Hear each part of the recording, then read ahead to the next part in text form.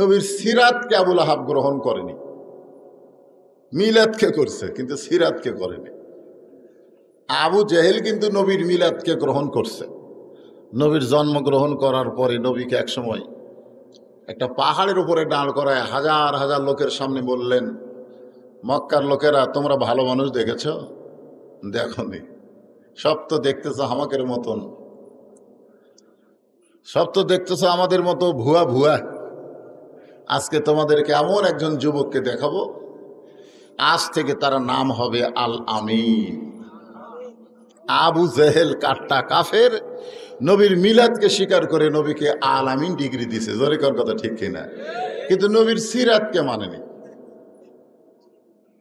মারাত্মক কথা, ঠিক কিনা বলেন? আবু তালেব আল্লাহর নবীকে লালন পালন করেছেন। যেই নবীর শিশুকালে মা মারা গেল, গর্ভে থাকতে বাবা দুনিয়া থেকে বিদায় হয়ে গেল, আল্লাহ রাসূল বলেছেন আমার বাবা নাই, আমি এতিম। এ কথা আমি মানতে পারি না, কারণ আমার চাচা আবু তালেব আমাকে এত দয়া করেছে, বাবা নাই এই কষ্ট আমি কোনোদিন বুঝতে পারিনি। এত আদর সহগ করছে, নবীর মিলাদকে মানছে কিন্তু নবীর সিরাতকে মানে, যার কারণে আবু তালেবও জাহান্নামী। জোরে কোন কথা ঠিক কিনা? তো এখন ব্যাপারটা হলো, আল্লাহর নবীর মিলাদ নিয়ে আমাদের কোনো দ্বন্দ্ব নাই। বাংলাদেশে যেখানেই মিলাদ নিয়ে আওয়াজ করবেন, যাবার তো পারেই না হালিমার কাছে। যাওয়ার পারছে? হালিমার কাছে যাওয়ার পারে নাই, খাদিজার কাছে যাবার পারে নাই। খাদিজা কি দেখে 40 বছর একটা বিধবা, মক্কার সবচাইতে ধনবতী রমণী এতিম নবীকে বিয়ে করলেন, সে কথা বলতেই পারেনি। ওটাও কিন্তু মিলাদ। তারপরে হালিমাতুস সাদিয়া নবীকে লালন পালন করেছে, দুধ মাতা হালিমাতুস সাদিয়া। ওখানে কিন্তু করুণ করুণ কিছু ঘটনা আছে, যে কথাও বলতে পারেনি। এ কথা আমি সারা রাত যদি বলি আপনাদের ভালো লাগবে, আপনি যে দলই করেন আপনার কাছে খারাপ লাগবে না। কিন্তু যখনই সিরাত সম্পর্কে আলোচনা হব, তখন আবু জেহেল মার্কা লোকেরা একটু মন খারাপ করবে। কেন হুজুর কি আবার রাজনীতি শুরু করলো নাকি? শোনেন, আপনারা কিন্তু এখানে নাম বলেছেন সিরাত মাহফিল। জোরে কোন কথা ঠিক কিনা? আপনারা কেউ বলেছেন যে মিলাদ মাহফিল।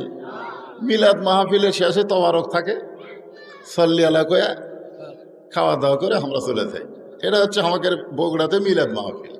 আর সিরাত মাহফিল হচ্ছে নবীর জীবনী। যে সিরাতকে লক্ষ্য করে আল্লাহ বলেছেন, লাকাদ কানা লাকুম ফি রাসূলিল্লাহি উসওয়াতুন হাসানা। যদি তোমরা সফলতা অর্জন করতে চাও, তাহলে নবীর আদর্শকে তোমরা গ্রহণ করে নাও। হে রাসূল আপনি বলেন, কুল আপনি বলেন, ইন কুনতুম তুহিব্বুনাল্লাহা ফাত্তাবিউনি ইউহিব্বুকুমুল্লাহ ওয়া ইয়াগফির লাকুম যুনুবাকুম আল্লাহু গফুরুর রহিম। ফ্যানের বাতাস না দিও না, মাইকের সাউন্ড মনে হয় একটু ধপ ধপ করতেছে। হ্যাঁ, দিও না।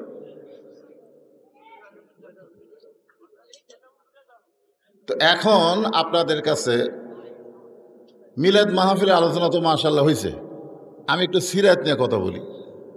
কি বলেন? হ্যাঁ, সিরাত নিয়ে একটু কথা বলি। সিরাত শুরু হয়েছে নবীর 40 বছর বয়স থেকে। কয় বছর? 39 বছর পর্যন্ত নবীর শত্রু দুনিয়াতে কেউ ছিল না। কিন্তু 40 বছর বয়সে নবীর উপরে যখন আল্লাহ কোরআন নাজিল করলেন, যখন কি নাজিল করলেন? যে কোরআনের এক নাম হলো ফুরকান। যে কোরআনকে আল্লাহ বলেছেন শিফা, অনুনাজ্জিলু মিনাল কোরআনি মা হুয়া শিফাউ ওয়া রাহমাতুল লিল মুমিনিন। এর বাংলা স্লোগান হচ্ছে, সব সমস্যার সমাধান দিতে পারে আল কোরআন। সুবহানাল্লাহ বলবেন না? উম্মাহাতুল মুমিনিন আমাদের মা আয়েশার কাছে কতিপয় সাহাবী নবী দুনিয়া থেকে বিদায় নেওয়ার পরে এসে বললেন, মা আমরা নবী সম্পর্কে আপনার কাছে জানতে চাই। মা আয়েশা বললেন, নবী সম্পর্কে জানবে না আমার স্বামী সম্পর্কে শুনবে? সাহাবীরা বললেন, মা আপনার নবী সম্পর্কে, আমাদের নবী সম্পর্কে আমরা জানতে চাই। মা আয়েশা বললেন, তোমরা কি কোরআন পড়ো না? বলে, হ্যাঁ আমরা কোরআন পড়ি। মা আয়েশা বললেন, আল্লাহর কোরআন যেমন অবিকল, আল্লাহর নবী হলেন তেমন। তাহলে সিরাতের ওয়াজ করতে গেলে কোরআনেরই কথা বলতে হবে। জোরেগন কথা ঠিক কিনা? হ্যাঁ, আল্লাহ রাসূলের উপরে যখন কোরআন নাজিল হয়েছিল, এই কোরআন শোনার দিক দিয়ে, শোনা, এই ছেলেরাই ছোট মানুষ তো, বুঝুক বা না বুঝুক সামনে কাতারে বইছে, থাক কথা বলবে না। শোনা শোনা কোরআন শোনার দিক দিয়ে 1 নম্বর ছিল আবু জেহেল। আপনারা তো বসে শুনতেছেন, আবু জেহেলের ভাগ্যে বসে থাকা শোনার সুযোগ হয়নি, দাঁড়ায় শুনছে। সারা রাত চুপি চুপি কোরআন শরীফ শোনে, সকালবেলা মিটিংয়ের মধ্যে গিয়ে বলতেছে, এত সুন্দর কোরআনের বাণী, রাতটা কোন দিক দিয়ে গেল আমি বুঝবারই পারিনি। দেখছেন, সুবহানাল্লাহ কন না কেন? কোরআনের পক্ষে, কোরআন শোনার পক্ষে এত সুন্দর সার্টিফিকেট আবু জেহেল দিছে, কিন্তু আল্লাহ কিন্তু বলেছে সামিনা ও তাআনা, খালি শুনলে হবে না। কথাটা বুঝলেন তো? মিটিংয়ের মধ্যে গিয়ে বলতেছে এত সুন্দর কোরআনের বাণী, রাতটা কোন দিক দিয়ে গেল আমি বুঝবারই পারিনি। তো আবু সুফিয়ান বলতেছে, নেতা, যেই কোরআন শুনতে এত ভালো লাগে সেই কোরআন গ্রহণ করলে অসুবিধা কি? শুনতেই যখন ভালো লাগে তাহলে সেইটা গ্রহণ করলে অসুবিধা কি? আবু জেহেল বলতেছে, এই কথা জোরে বলা যাবে না, তোর কানটা আমার মুখের কাছে দে। তো কানটা যখন মুখের কাছে দিছে তখন ফিসফিস করে বলতেছে, এই কোরআন অনুযায়ী যদি আমরা চলতে চাই তাহলে আমার মতো মানুষের ভুয়া নেতৃত্ব চলবে না, আসল নেতা হয়ে যাবে আব্দুল্লাহর এতিম পোলা। আবু জেহেল কিন্তু ঘোষণা করলো, আমার মতন ভুয়া নেতা, ধরে কোন কি নেতা? আজকে আমাদের বাংলাদেশে যদি কোরআনের বিজয় হয় তাহলে বর্তমানের ভুয়া নেতার নেতৃত্ব কিন্তু আর থাকবে না। ধরে কোন কথা, একটা ভুয়া নেতার চান্স নাই। কিন্তু আজকে কোরআনের বিরুদ্ধচারণ তো কোনো আলেম করে না, করে ভুয়া নেতারাই। করে ওয়াজ করতে করতে সাইড মারে। কেন? তা আল্লাহ রাসূলের কোরআন এটা দুনিয়াতে শুধু তেলাওয়াতের জন্য আসে নাই। আল্লাহ কোরআনে বললেন, ইন্নামাল মুমিনুনা আল্লাযীনা ইযা যুকিরাল্লাহু ওয়াজিলাত কুলুবুহুম ওয়া ইযা তুলিয়াত আলাইহিম আয়াতুহু যাদাতুহুম ঈমানা ওয়া আলা রাব্বিহিম وعلى ربهم يتوكلون আল্লাহু আকবার। এখন আমরা রাসূলের উম্মত যারা, এই আয়াতের উপরেই আমার আজকের আলোচনা হবে। সিরাত মাহফিল। আল্লাহ রাসূলের মতন ভালো মানুষ কেউ ছিল না। আপনি বলেন, তার ভালো বলা এটা কি মানুষ বলছেন, আল্লাহ বলছে? আল্লাহ কোরআনে বলেছে, ওয়া ইন্নাকা লাআলা খুলুকিন আযীম। রাসূলের চরিত্র হলো মহান চরিত্র। আজিম হচ্ছে আল্লাহর নাম। আজিম কার নাম? চরিত্রের মধ্যে সে আজিম শব্দটা আল্লাহ উল্লেখ করে বললেন, মহান চরিত্রের অধিকারী হচ্ছেন আমাদের নবী। ধরে কেন? সুবহানাল্লাহ। সেই মানুষটার শত্রু কেন হলেন? শত্রু হওয়ার পিছনে কারণ কি? আল্লাহ রাসূল কোরআন নিয়ে আছেন ঘরে, মক্কার কাফেরদের মধ্যে কোনো টেনশন নাই, কিন্তু আবু জেহেলের মাথায় টেনশন, যদি নবী কোরআন নিয়ে বের হয়, যদি বের হয়। টেনশন আছে না নাই? তো আবু জেহেল তার কয়েকজন নেতাকরক নিয়ে নবীর কাছে আইছে, আচ্ছা প্রস্তাব দিচ্ছে, বাবা তুমি যে জিনিস পাইছো শুনতে ভালো, খুবই আরাম, রাত কোন দিক দিয়ে দেওয়া আমি বুঝবারই পারি না, তুমি এই জিনিস ঘরের মধ্যে নিয়ে তেলাওয়াত করো, আমরাই শুনবো বাইরে থেকে, কিন্তু এই কোরআন নিয়ে তুমি বাইরে যাবা না, বিনিময়ে তুমি যদি, খাদিজা তো বুড়ি হয়ে গেছে, তুমি যদি মক্কার সবচাইতে সুন্দরী মেয়ে চাও আমরা তোমাকে দিয়ে দেব, গোটা মক্কার ভিতরে সবচাইতে সুন্দরী মেয়ে তোমার সঙ্গে বিয়ে দেব। 2 নম্বর শর্ত হলো তোমাকে কোনো কষ্ট করে কামাই করা লাগবে না, মক্কার সবচাইতে ভালো ভালো খাবার তোমার ঘরে আমরা পৌঁছে দেব। 3 নম্বর, তুমি যদি চাও যত পরামর্শ লাগে হামাকর দিবা, কিন্তু আইন দিবা না,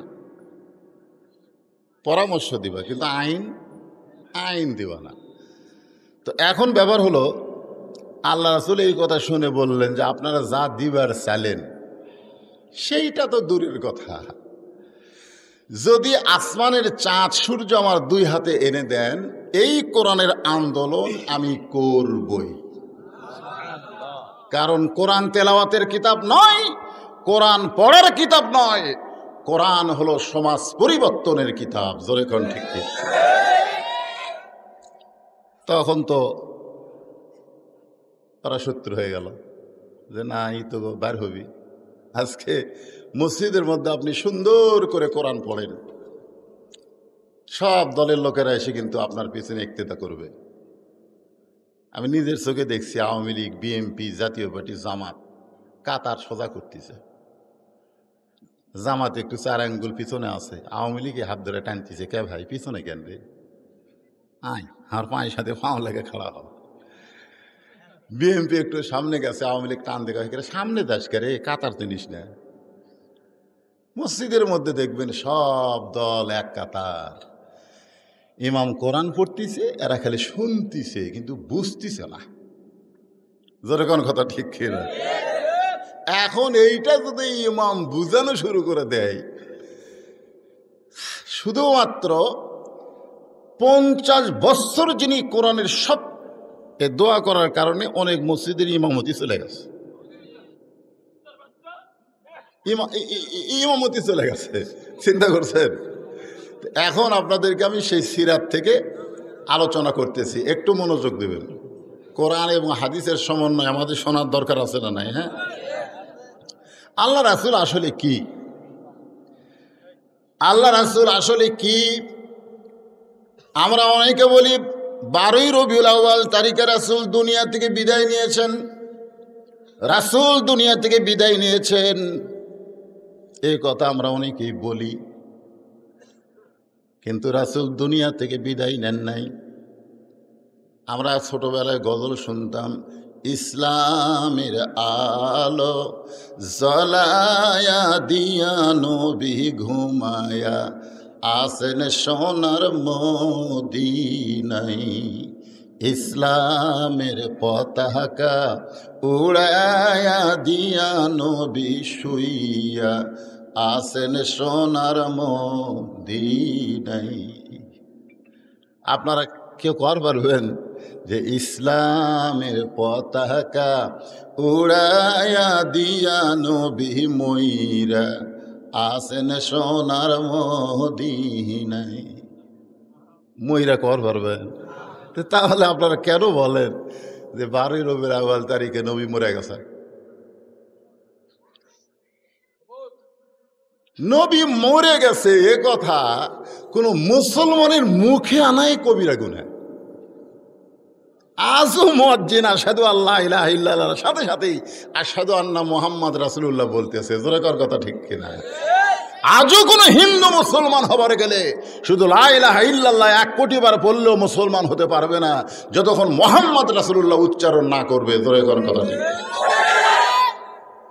তাহলে মরে গেছে। ইমাম মালিক টুপিওয়ালা, দাড়িওয়ালা, জুব্বাওয়ালা মানুষকে দেখলে হাত ধরে বাড়ি নিয়ে যেতেন, বলতেন আজকে আপনি আমার মেহমান, বলে হুজুর আমি একটা সাধারণ মানুষ, আর আপনি এত বড় একজন আলিম হয়ে আমার মতো মানুষকে মেহমান করলেন কেন? বলে তোমার ভেতরে আমি রাসূলকে দেখতেছি। আমি তোমাকে মেহমান করার কারণ হলো তোমার চেহারার মধ্যে আমার রাসূল, তোমার মাথার টুপির মধ্যে আমার রাসূল, তোমার পোশাকের মধ্যে আমার রাসূল। আমার বিশ্বাস যার মাথায় টুপি মুখে দাড়ি পরনে জুব্বা তার কলিজার ভিতরেও আল্লাহ রাসূল। জোরে কোন কথা? এই গল্প রাসূল মরে গেছে, রাসূল মরে গেছে। খালি আবু বকর বলেছিল রাসূল বিদায় হচ্ছে, রাসূলকে দাফন করা লাগবে। এটা কে বলেছিল? আবু বকর সিদ্দিক রাদিয়াল্লাহু বলছে রাসূল বিদায় নিছে, রাসূলকে দাফন করা লাগবে। সাথে সাথে উমর ফারুক বলে কেউ যদি বলে রাসূল বিদায় নিছে তার দেহ থাকবে কিন্তু মাথা থাকবে না। ওমর ফারুক বলতেছে দেহ থাকবে কিন্তু মাথা আউট। দেখেন নবী যখন দুনিয়াতে ছিল তখন কিন্তু ওমর ফারুক আবু বকর দুইজন এক মত। ধরে কোন কয় মত? এক মত। আবু বকর যখন আয়েশাকে বিয়ে দিল নবীর সাথে, ওমর ফারুক বললেন ভাই আলী জামাই হলো, ওসমান জামাই হলো, তুমি শ্বশুর হলে। আমার ভাগ্য এত খারাপ, আমি কিছুই হবার পারলাম না। তা আবু বকর কে তোর মেয়ে নাই, তোর মেয়ে হাফসাকে নবীর সাথে বিয়ে দিয়ে তাহলে তুইও শ্বশুর হ। দেখছেন কি মিল, দুইজনই নবীর শ্বশুর। জোরে কোন সুবহানাল্লাহ। কিন্তু বিদায় নেওয়ার সাথে সাথেই দুইজনের মত পাল্টে গেল। একজন কয় দাফন কর্ম, আর একজন কয় মরেইনি। কেউ যদি কয় বিদায় লেছে ওর দেহ থাকবি মাথা থাকবি না। এখন নরম নরম সাহাবী, নরম নরম আবু বকরের কাছে গিয়ে বলতেছে আবু বকর ভাই আপনিও যা আমরাও তাই। কারণ আল্লাহ রাসূল বলেছেন আমার পরে এই দুনিয়াতে কেউ যদি শ্রেষ্ঠ মানুষ থাকে সেই মানুষটি হলো আবু বকর। আমার সমস্ত উম্মতের নেকি যদি এক পাল্লায় দেওয়া হয়, আর গারে সুরের মহব্বতের নেকি যদি আবু বকরের অন্য পাল্লায় দেওয়া হয়, সমস্ত উম্মতের নেকি চাইতে আবু বকরের নেকির ওজন বেশি হবে। এখন এখানে একটা ফতোয়া আছে, আপনারা বলেন তো আমলের নেকি আর মহব্বতের নেকি কোনটার দাম বেশি? সমস্ত উম্মতের আমলের নেকি আর আবু বকরের এক রাতের মহব্বতের নেকি। তা আমরা যতই আমল করি রাসূলকে মহব্বত ছাড়া যদি আমল করি ওই আমল আল্লাহর দরবারে কবুল হবে না। জোরে কোন কথা ঠিক কিনা? হ্যাঁ। তো নরম নরম গুলো এসে বলতেছে যে আপনিও যা আমরাও তাই। রাসূল বিদায় নিতে রাসূলকে দাফন করবার চাই। গরম গরম সাহাবী হযরত ওমর ফারুকের কাছে গিয়ে বলতেছে ওমর ভাই আপনিও যা আমরাও তাই। আল্লাহ রাসূল দুনিয়া থেকে কোনোদিন বিদায় নিবার পারে না। গরম গরম গুলা কার কাছে? কথা কয় না। আর নরম নরম গুলা আবু বকরের কাছে। সেই সময় কিন্তু দুই দল ছিল, একটা গরম দল আর একটা হলো নরম দল। আজকে বাংলাদেশেও মুসলমানের মধ্যে দুই দল আছে, একটা হলো নরম দল আর একটা হলো গরম দল। নরম দলেরা কোনোদিনও কেঁচো খায় না, জেলে তো যায় না। জোরে এখন কথা ঠিক না? আর গরমেরা বাড়িতে থাকবার পারে না, খালি খোঁজে। জয়পুরহাট থেকে এক মুয়াজ্জিন আমাকে মোবাইল করে বলতেছে হুজুর আপনি কেমন আছেন? আমি বললাম আলহামদুলিল্লাহ। আমি বললাম ভাই মুয়াজ্জিন সাহেব আপনি কেমন আছেন? কয় নাউজুবিল্লাহ। আমি বললাম নাউজুবিল্লাহ কেন? বলে হুজুর আজান হচ্ছে আকামত হচ্ছে, ইমাম নাই। তো ইমাম নাই কেন? বলে ইমামকে পুলিশ খুঁজতেছে, ইমাম যে কোন জায়গাত লুকে আছে আমরাই খোঁজ পাচ্ছি না। তা আমি কইলাম মুয়াজ্জিন ইমামকে পুলিশ খোঁজে কেন? ওই গ্রামে চোর ডাকাত বাটকার সুদারু ঘুষারু নাই। বলে আমাদের 3 পাড়ার মধ্যে ইমামের চাইতে ভালো মানুষ কেউ নাই। চোর ডাকাত গোটা গ্রাম ভরা, পুলিশ কাউকে খোঁজে না, খালি ইমামকে খোঁজে। তা আমি কইলাম ইমামের দোষ কি? মুয়াজ্জিন বলতেছে হুজুর ইমামের মারাত্মক দোষ আছে। বলে সেই মারাত্মক দোষটা কি? বলে ইমাম কোরআনকে শুধু মসজিদের মধ্যে রাখবে না, ইমাম কোরআন দিয়ে যেন বাংলাদেশ চলে। মানুষের তৈরি আইন দিয়ে বাংলাদেশ চলতে পারে না। 90% মুসলমানের দেশে আল্লাহর আইনে চলবে, এই দল ইমাম করে। এই খবর খেয়ে যেন পুলিশকে দিছে, তখন থেকে পুলিশ ইমাম খুঁজতেছে।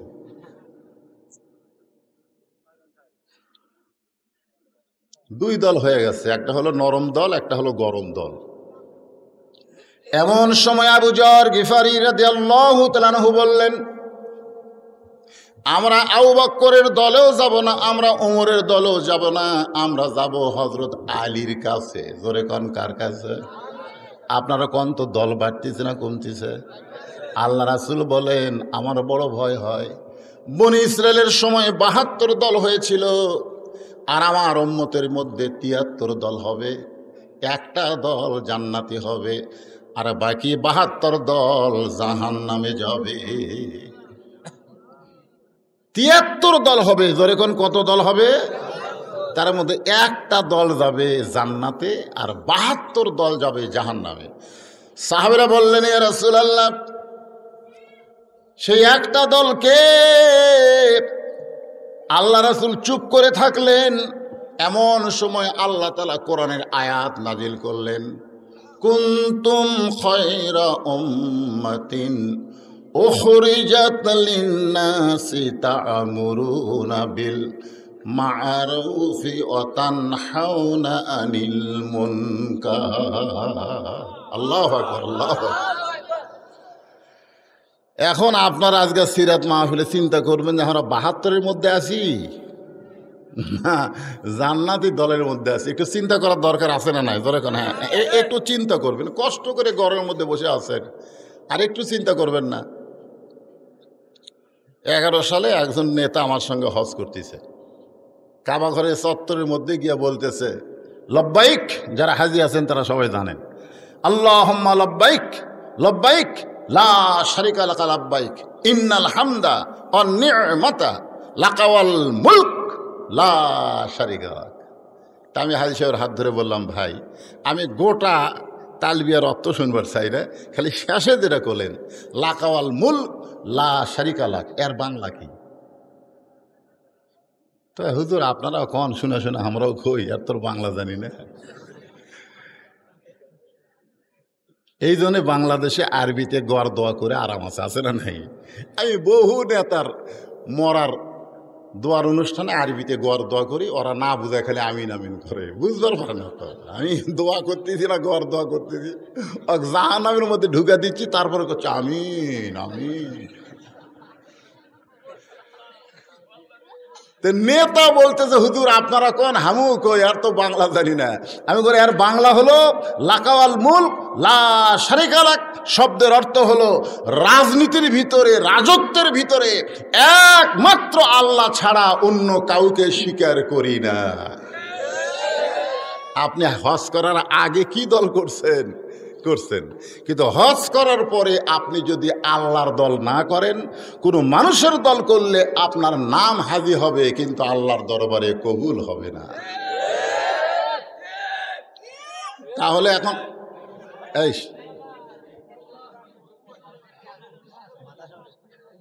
মাথার সমস্যা নাই, ওটা হচ্ছে বালুল পাগলের মতন, বোঝেন না?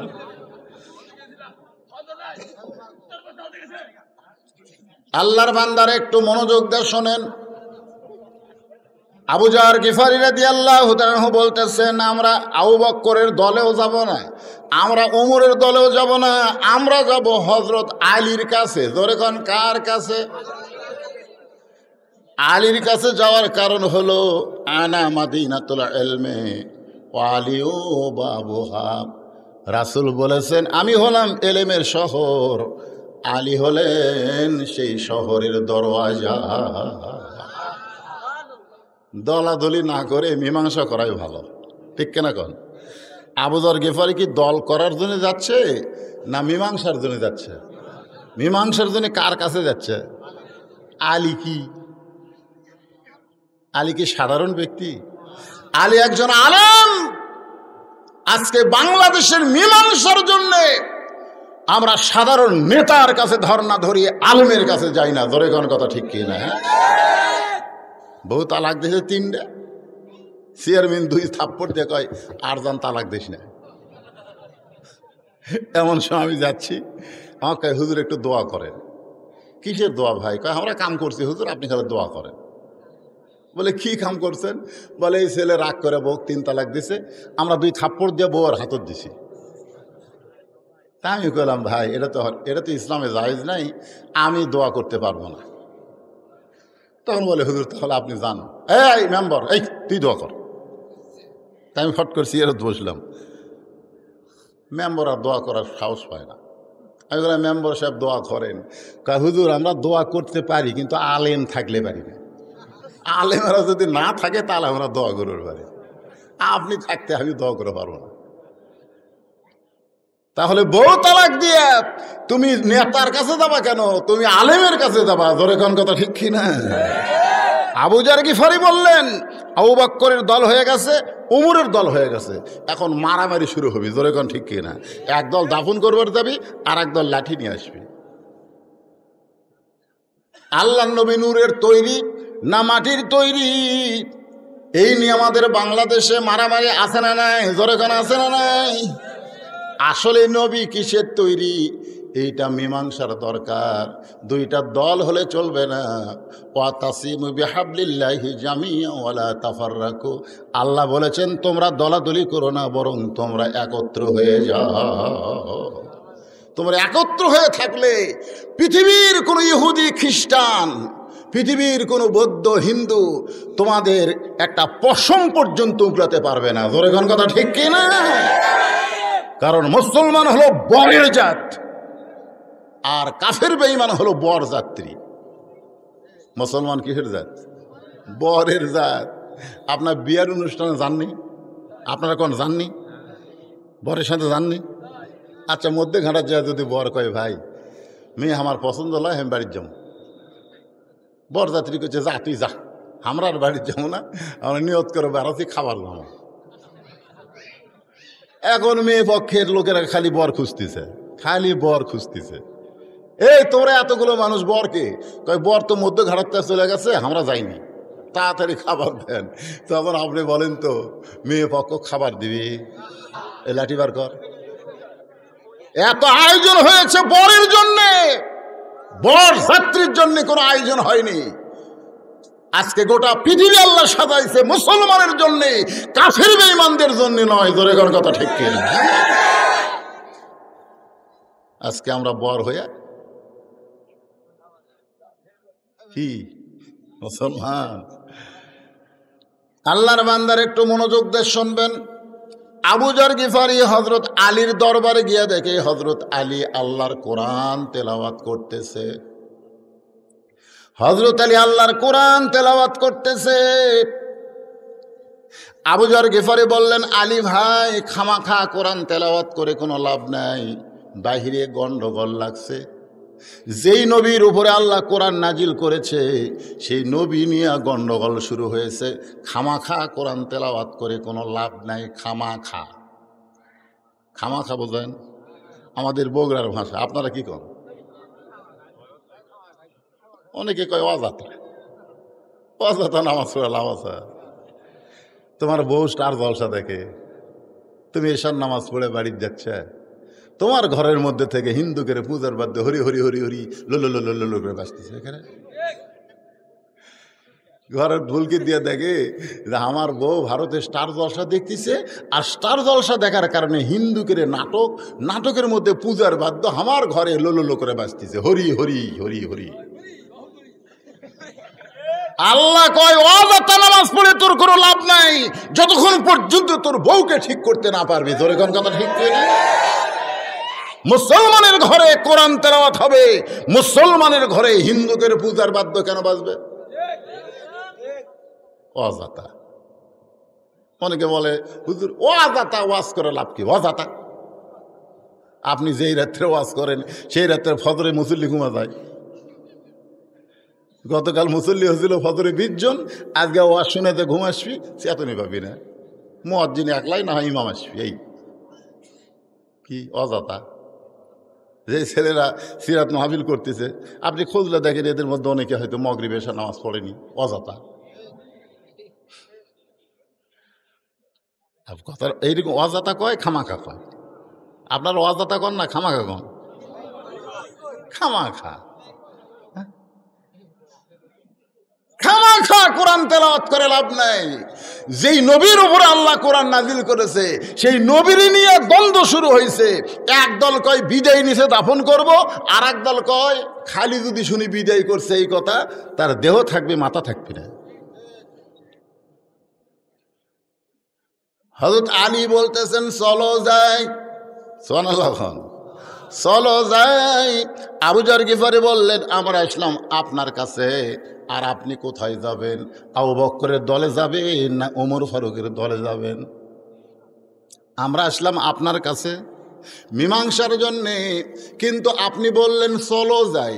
আপনি কি আবু বকরের দলে যাবেন না ওমর ফারুকের দলে যোগ দিবেন? আলী বলতেছেন আবু যর, যারা পরিচিত মুসলমান হবে তারা কোনোদিন মানুষের দল করবে না। আবু বকরের দল করাও জায়েজ নাই, ওমরের দল করাও জায়েজ নাই। মুসলমানকে কেবলমাত্র দল করতে হবে আল্লাহ। তাহলে কি বলতেছেন? আবু বকরের দল করাও যাবে না, ওমরের দল করাও যাবে না। আর আপনারা বাংলাদেশে কার দল করতেছে? এই কার দল করতেছে? মুসলমানের বাচ্চা যদি হও তাহলে কোনো মানুষের দল করা চলবে না। মানেন বা না মানেন, সিরাতে রাসূল শোনেন। কার দল করবেন? আরো জোরে, জোরসে বলুন। জোর হলো না? যারা বলতেছেন না, যারা বলতেছে না তাদের দুই কান্দে দুই মুহুরি। আল্লাহ বলতেছে, আল্লাহ এই শয়তানের কান্দ আমরা থাকবো না। হুজুর বলতেছে কার দল করবে? আর আল্লাহর দল, তোমার দল কয় না। আর কান্দর থেকে আমরা লেখমুখী, ই তো পুরিয়া শয়তান হয়ে গেছে। দুই কান্দে দুই ফেরেশতা মাঝে মধ্যে রাগ করে আল্লাহকে আল্লাহ আল্লাহ আল্লাহ। এই দেখেন আজান হলো, সবাই নামাজ পড়ে গেল, এই শয়তান তো বেড়ায় ঘুরতেছি, আর কান্দর থেকে আমরা লেখমুখী। আল্লাহ বলতেছে ধৈর্য ধর, হতে পারে তওবা করে একদিন মুসলমান। জোরে খান সুবহানাল্লাহ। আল্লাহ আমাদেরকে এত ভালোবাসে যে মরার আগ পর্যন্ত আমাদেরকে ফিরে আসার সুযোগ দিছে। জোরে কোন কথা ঠিক কিনা? এত আল্লাহর দয়া। লা তাকনাতু মির রাহমাতিল্লাহ, ইন্নাল্লাহা ইয়াগফিরুয যুনুবা জামিআ, ইন্নাহু হুয়াল গাফুরুর রহিম। এতদিন যা করছি, আজ থেকে তওবা করে যদি আমরা আল্লাহর পথে আসতে পারি, আল্লাহ অতীত জীবনের সমস্ত পাপ মাফ করে দিবে। জোরে কোন কথা ঠিক কি? তাহলে কার দল কর্ম এই কথা বলতেও আল্লাহ দেবাকে আটকে গেছে। কি মন খারাপ করতেছেন? সামনে আসছে শুভ দিন, চিন্তা ভাবনা করে নিন। সময় কিন্তু আর বেশি বাকি নাই। হ্যাঁ, আল্লাহর বান্দার একটু জবান করে বলতে হবে। আবু যর গিফারি বললেন আলী ভাই, তাহলে আপনি আমাদেরকে কোথায় নিয়ে যাবেন? আবু বকরের দলেও যোগ দিবেন না, উমরের দলেও যোগ দিবেন না, তাহলে আপনি আমাদের কোথায় নিয়ে যাবেন? আলী বলতেছেন তোমাদেরকে এমন একটা জায়গায় নিয়ে যাব যে জায়গায় গেলে মীমাংসা হবে। আপনারা বলেন তো মীমাংসার দরকার আছে না নাই? আবু যর গিফারি বললেন আমাদের কোনো আপত্তি নেই, যে জায়গায় গেলে মীমাংসা হবে আমরা সেই জায়গায় যেতে চাই। আজকে সিরাতে রাসূল মাহফিলে আপনারা বলেন আলী সমস্ত সাহাবীদেরকে নিয়ে যে জায়গায় যাচ্ছে সেই জায়গায় কি আপনারা যাবেন? যেখানে গেলে মীমাংসা হবে। জোরে কোন কি হবে? বাংলাদেশে মীমাংসার জায়গার নাম হলো মসজিদ। মীমাংসার জায়গার নাম হলো মসজিদ। নামাজ শুরু করছে, নামাজের আগে তো খেয়াল করে, কিন্তু যেই নামাজ শুরু করছে ইতিমধ্যে দুইজন দুই ধারে ডান আছে। ডান পাশে যে ডান আছে তাই হলো সুদাড়ু, আর বাম পাশে যে ডান আছে সে হলো ঘুষাড়ু। ওই এখন এরকম আল্লাহু আকবরকে হাত বান্ধিছে, এখন আর হাত খোলা দেবে? এই কতক্ষণ হাত খোলা দেবে? হাত খোলা যাবি না তো, কারণ আল্লাহু আকবার কান ধরে এরকম আসামি হয়ে গেছি আল্লাহর কাছে। জোরে কোন কথা ঠিক কিনা? আসামি কোনোদিন বসা থাকে না দাঁড়ায় থাকে। এই জন্য আল্লাহ বলেছেন কুম, কুম মানে কি দাঁড়াও, লিল্লাহি আল্লাহর জন্য, কনিতির আনুগত্য নিয়ে।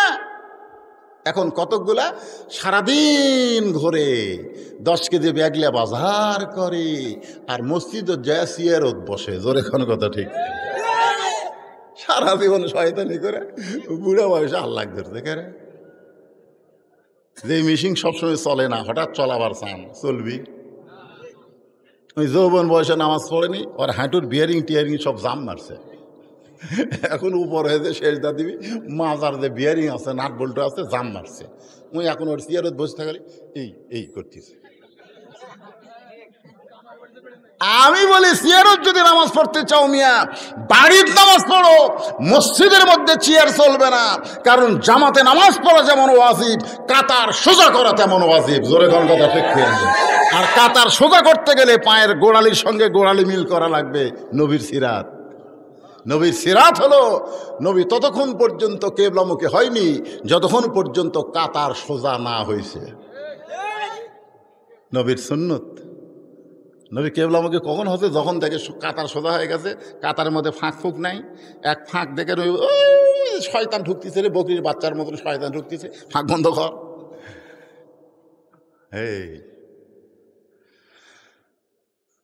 তাহলে আল্লাহ কোরআনে কি বললেন? কুম, কুম মানে কি দাঁড়াও। জোরে কোন কি করো? দাঁড়াও। লিল্লাহি কানিতিন, আল্লাহর আনুগত্য নিয়ে। ওই দাঁড়াইছে আনুগত্য নিয়ে, হাত বান্ধিছে, কিন্তু একটু চোখ টিরা করে দেখে, সুদারু ঘুষারু। এখন যে ব্যক্তি 1 টাকা সুদ খায়, কয় টাকা?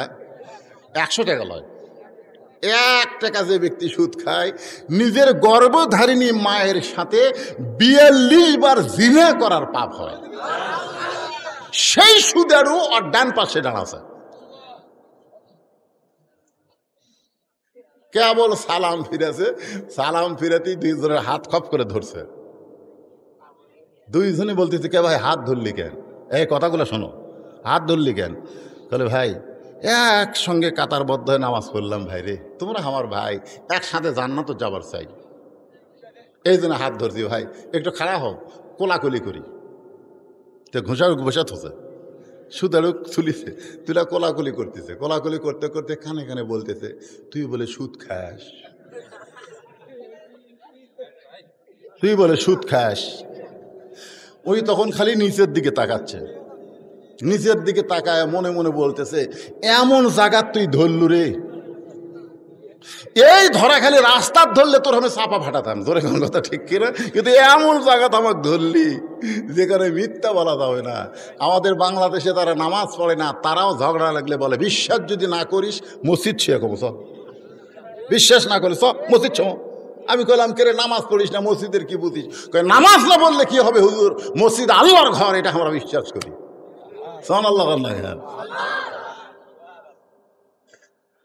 সমস্ত সাহাবী হযরত আলীর পিছনে পিছনে রওনা দিল। হযরত আলী একটা ঘরের দরজায় এসে থমকে দাঁড়ালেন, যে ঘরটা হলো উম্মাহাতুল মুমিনিন মা আয়েশার ঘর, যে ঘরে আল্লাহর নবী এখনো আছে। জোরে কোন সুবহানাল্লাহ। এখনো যেই ঘরে নবী আছে সেই ঘরের দরজায় দাঁড়ালেন হযরত আলী উম্মাহাতুল মুমিনিন মা আয়েশার ঘরের দরজায়।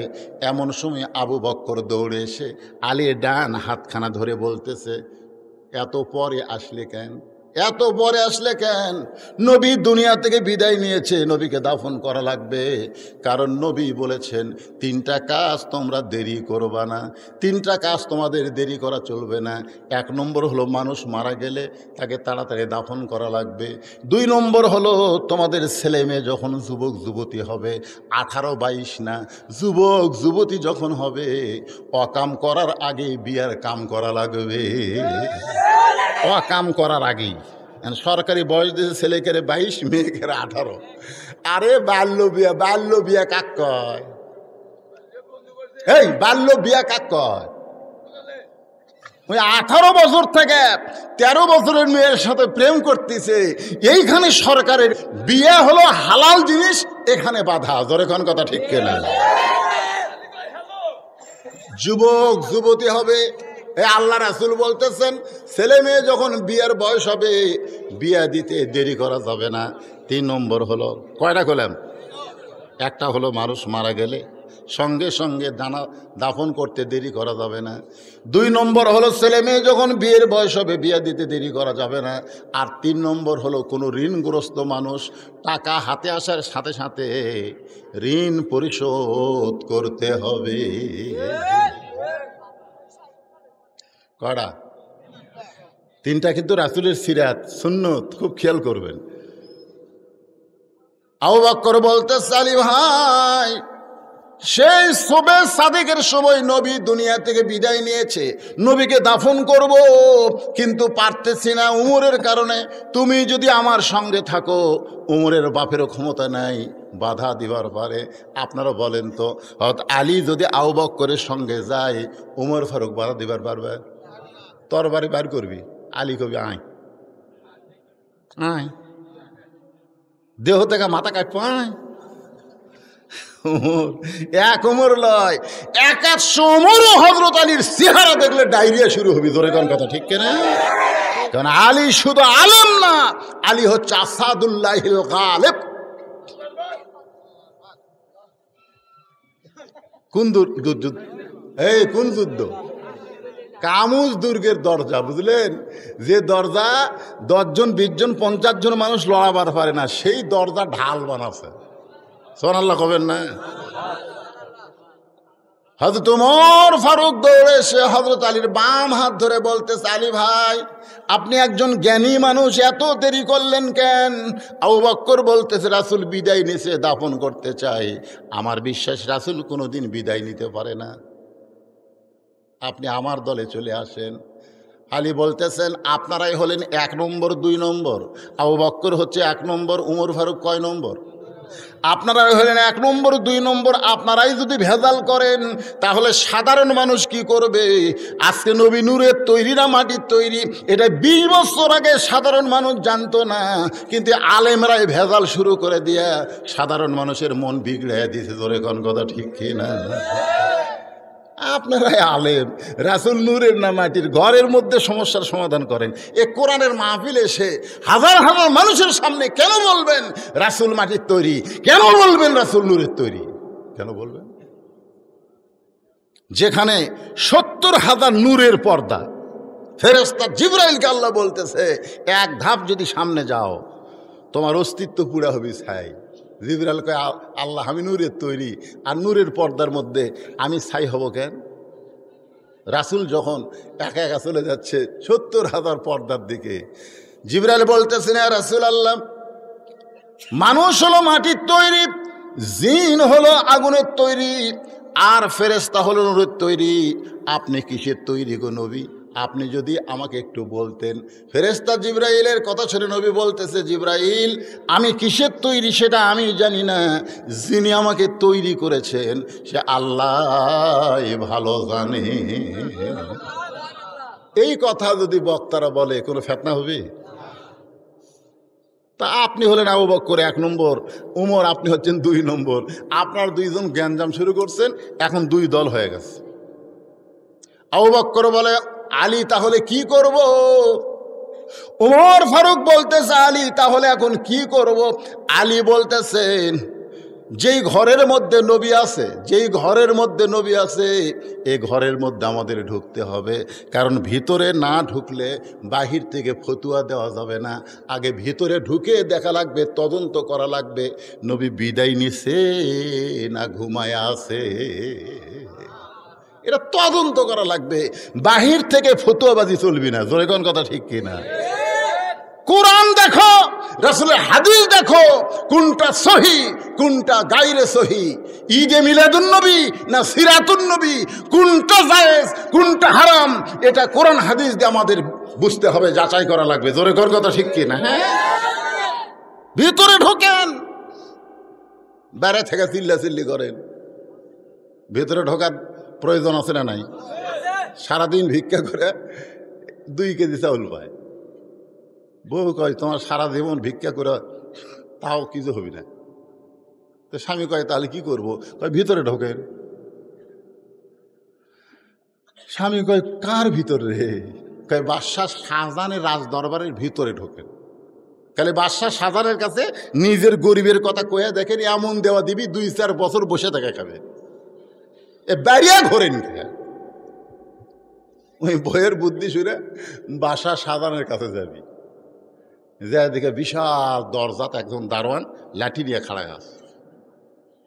ফকিরুক দেখে লাঠি তুলছে, এই কোন দিকে আসিস? এটা হলো বাদশাহ শাহজাহানের রাজ দরবারের দরজা। এই দরজাতে উজির নাজির মন্ত্রী যারা তারাই ঢুকতে পারে। তোর মতন ফকির ঢুকলে আমার চাকরি থাকবে না। ফকির দেখতেছে এখানে ডাইরেক্ট কাজ করা যাবে না। উদউ ইলা সাবিলি রাব্বিকা বিল হিকমাহ, জোরে কান সুবহানাল্লাহ। দৌড়ে গিয়া দারোয়ানে 2 পা খফ করে ধরছে।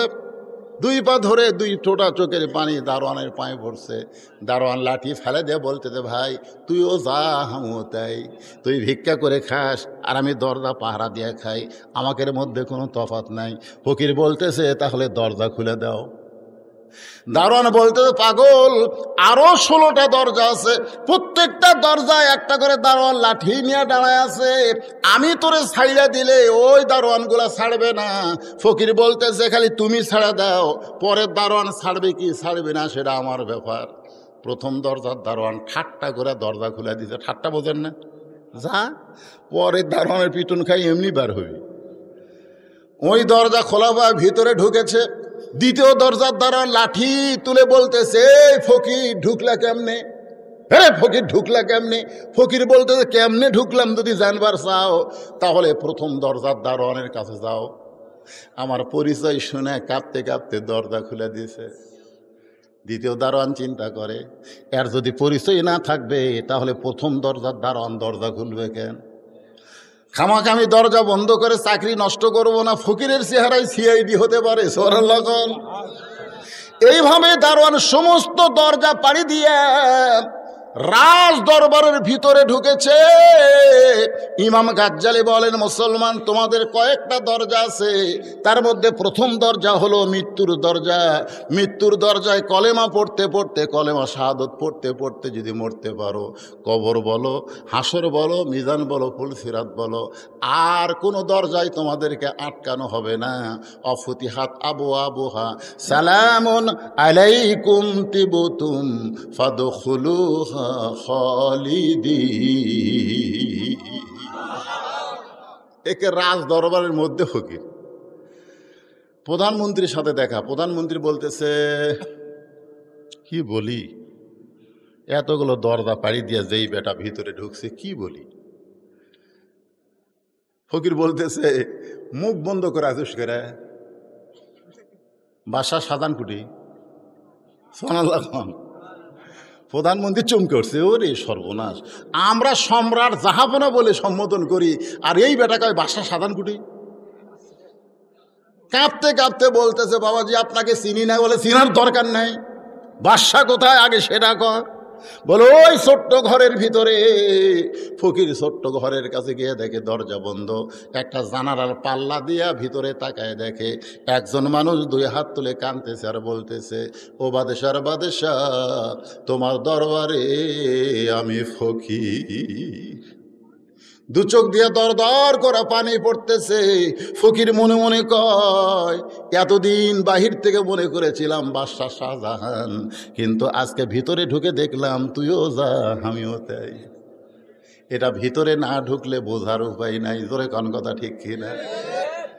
ফকির চিন্তা করে, এতদিন বাহির থেকে মনে করেছিলাম বাদশাহ শাহজাহান, কিন্তু আজকে ভিতরে ঢুকে দেখলাম তুইও যা আমিও তাই। তুইও ফকির আমিও ফকির, আর ফকিরের কাছে ফকির ভিক্ষা চাবে না। তুই যার কাছে 2 হাত তুলে কাঁদতেছিস, আমিও তার কাছে ভিক্ষা চাইতে চাই। কারণ ভিতরে না ঢুকলে আসল বাদশার খবর পাবেন না। কোরআনের ভিতরে ঢোকেন। এই যে কোরআন দেখতেছেন, এই কোরআনের ভিতরে ঢোকেন। 29 পারার প্রথমেই আল্লাহ বলতেছেন, এই বাংলাদেশের প্রধানমন্ত্রী বাদশা না, প্রেসিডেন্ট বাদশা না, আমেরিকার প্রেসিডেন্ট বাদশা না, আসল বাদশা হলো তাবারাকাল্লাযী বিয়াদিহিল মুলকু ওয়া হুয়া আলা কুল্লি শাইইন কাদির। বাইরে থেকে আপনি কোন দাপন কর্ম, আর আপনি বলতেছেন যদি বলে কেউ বিদায় লিছে তার দেহ থাকবে মাথা থাকবে না। বাইরে থেকে পেছাল পারেন কেন? ভিতরে ঢোকেন। আপনারা বলেন তো ভিতরে ঢোকার দরকার আছে না নাই? আল্লাহ কি বলেছে? উদখুলু ফি সিলমি কাফা। খাইলে আদা আদি ঢুকলে হবি না। শীতের দিনে যদি আপনি সবই ঢাকিছেন কিন্তু দুটো পাও বাইর করে থোছেন, মাঘ মাসের দিনে ল্যাপের মধ্যে সবই আছে কিন্তু দুটো পাও খেলে বের করে থোছেন, আপনি বলেন তো শরীর গরম হবে? কারণ ঢুকলে পুরি ঢোকা লাগবে। জোরে কোন ঠিক কিনা? আপনি মশার দিনে মশারের বাইরে দেহ থোছেন কিন্তু হাতটা খেলে বাইরে থোছেন। মশা কবি ওর হাতের উপরে কাজ আদায় কর্মরে। জোরে ঘর কথা ঠিক কিনা? তার মানে কি বোঝা গেল? গোটা দেহ ঢোকা লাগবে। বাসের মধ্যে যখন বসবেন তখন দেহ গোটাই বাসের মধ্যে রাখতে হবে, হাত মাথা জানলাতে বার করা যাবে না। জোরে ঘর কথা ঠিক কিনা? আপনি এগুলা সবই বোঝেন, এগুলো আপনি সবই বোঝেন, কিন্তু বছর অন্তর 12 রবিউল আউয়াল তারিখে আপনি শুধু আশিকে রাসূল হবেন। আল্লাহ রাসূলের জিন্দেগি, আল্লাহ রাসূলের সিরাতকে আমল নিয়ে আসবেন না, তাহলে আপনি পুরোপুরি ইসলামের মধ্যে ঢুকতে পারবেন না। জোরে কোন কথা ঠিক কিনা? এখন হযরত আলী বলতেছেন ভিতরে ঢোকা লাগবে। সুবহানাল্লাহ। তদন্ত করা লাগবে। রাসূল বিদায় নিয়েছে না ঘুমের মধ্যে আছে, আবু বকর ঠিক না ওমর ঠিক, এটা তদন্ত না করলে বলার উপায় নাই। এখন আবু বকর বলতেছে তাহলে ভিতরে কে ঢুকবে? এখন ভিতরে কে ঢুকবে? 1 লক্ষ থেকে 1.25 লক্ষ সাহাবী। সুবহানাল্লাহ। নবী যখন দুনিয়া থেকে বিদায় নিয়েছে 1.25 লক্ষের বেশি সাহাবী নবীর, তাহলে ভিতরে কে ঢুকবে? হযরত আলী বলতেছেন ঘরের মালিক যিনি সিদ্ধান্ত দিবেন তিনি। ঘরের মালিক যিনি সিদ্ধান্ত দিবেন তিনি। ঘরের মালিক হচ্ছে উম্মাহাতুল মুমিনিন আয়েশা যাকে ঢোকার অনুমতি দিবে সেই ঢুকবে। ওমর ফারুক মনে মনে চিন্তা করে আয়েশা হলে আবু বকরের বেটি রে, যাই দাফন করবি ওরই ভাগ্যে এখন ঢোকা চলবে।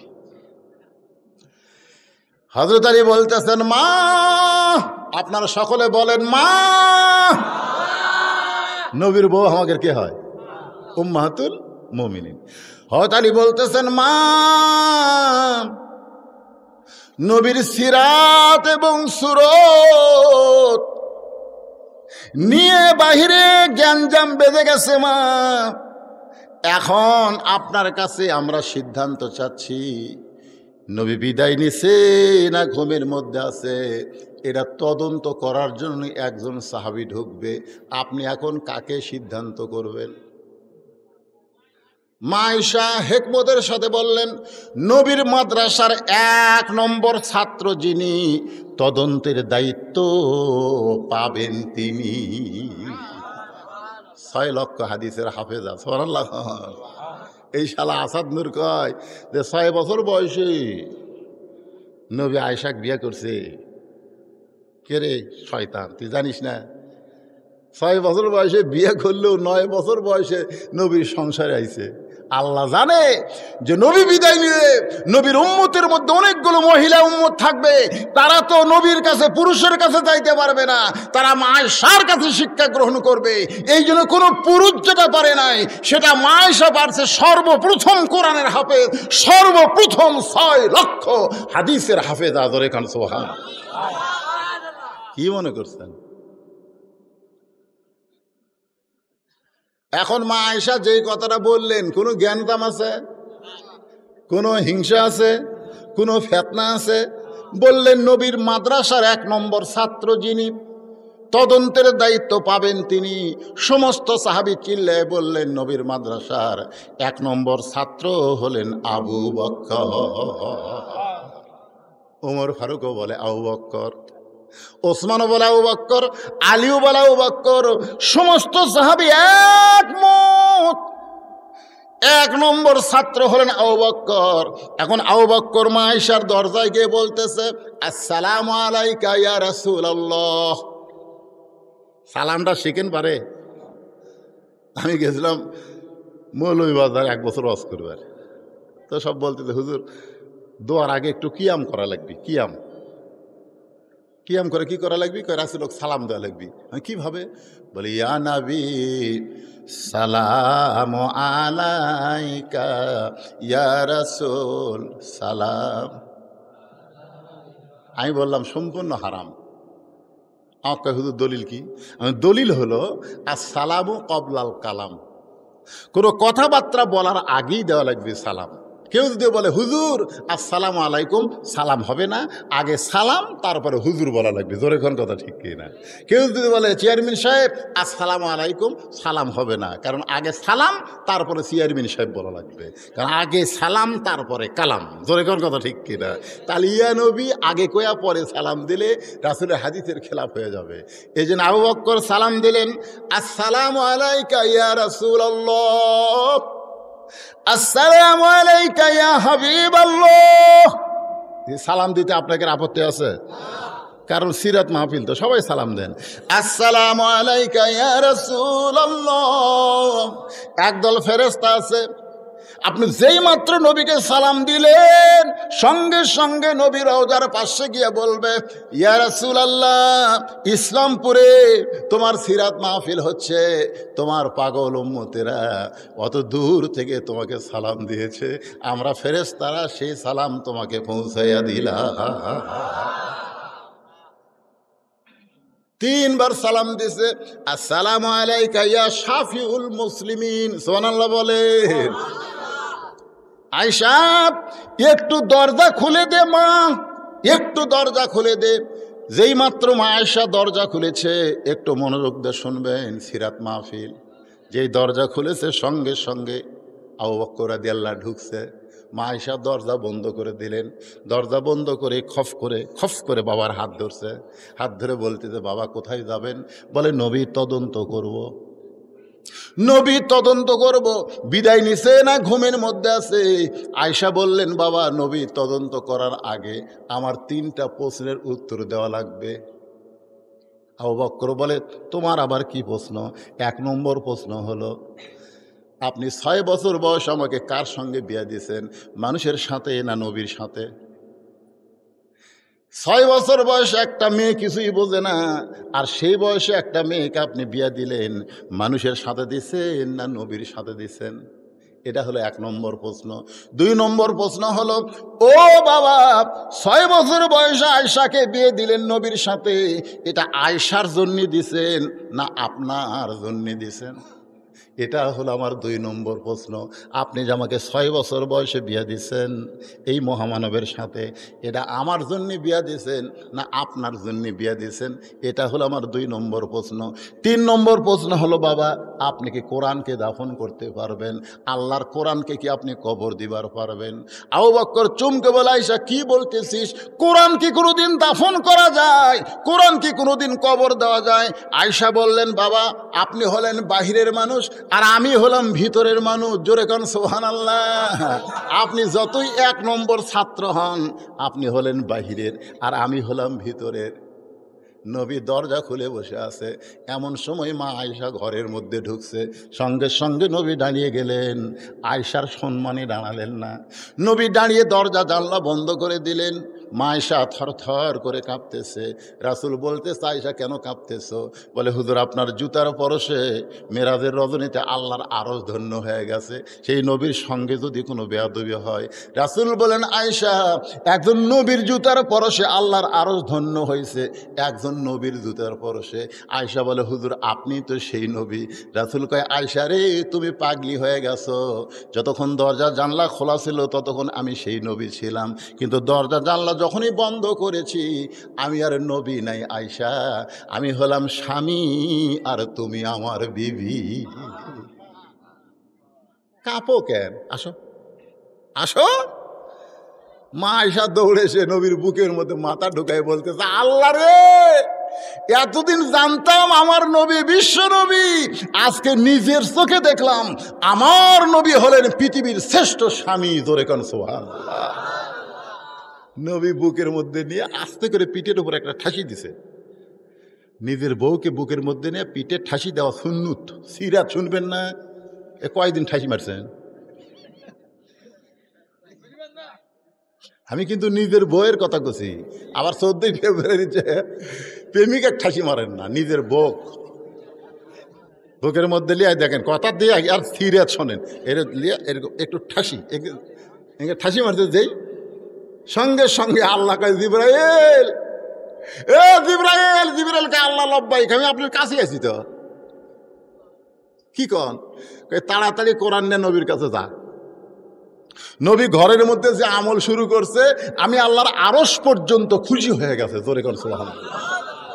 জিবরাইল চমকে গেছে, কি নবী কি আমল করে না? যে আমল করার কারণে আল্লাহর আরশ খুশি। আল্লাহ কয় তাড়াতাড়ি নবীর কাছে যা। ফেরেশতা জিবরাইল কোরআনে আয়াত দেয়, নবীর ঘরের বাইরে সালাম দেয়, আসসালামু আলাইকা ইয়া রাসূলুল্লাহ। কোনোদিন কিন্তু জিবরাইল বলেনি আসসালামু আলাইকুম ইয়া রাসূলুল্লাহ, কোনোদিনও বলেনি। আমাকে সালাম দিবেন, আসসালামু আলাইকুম বলা লাগবে।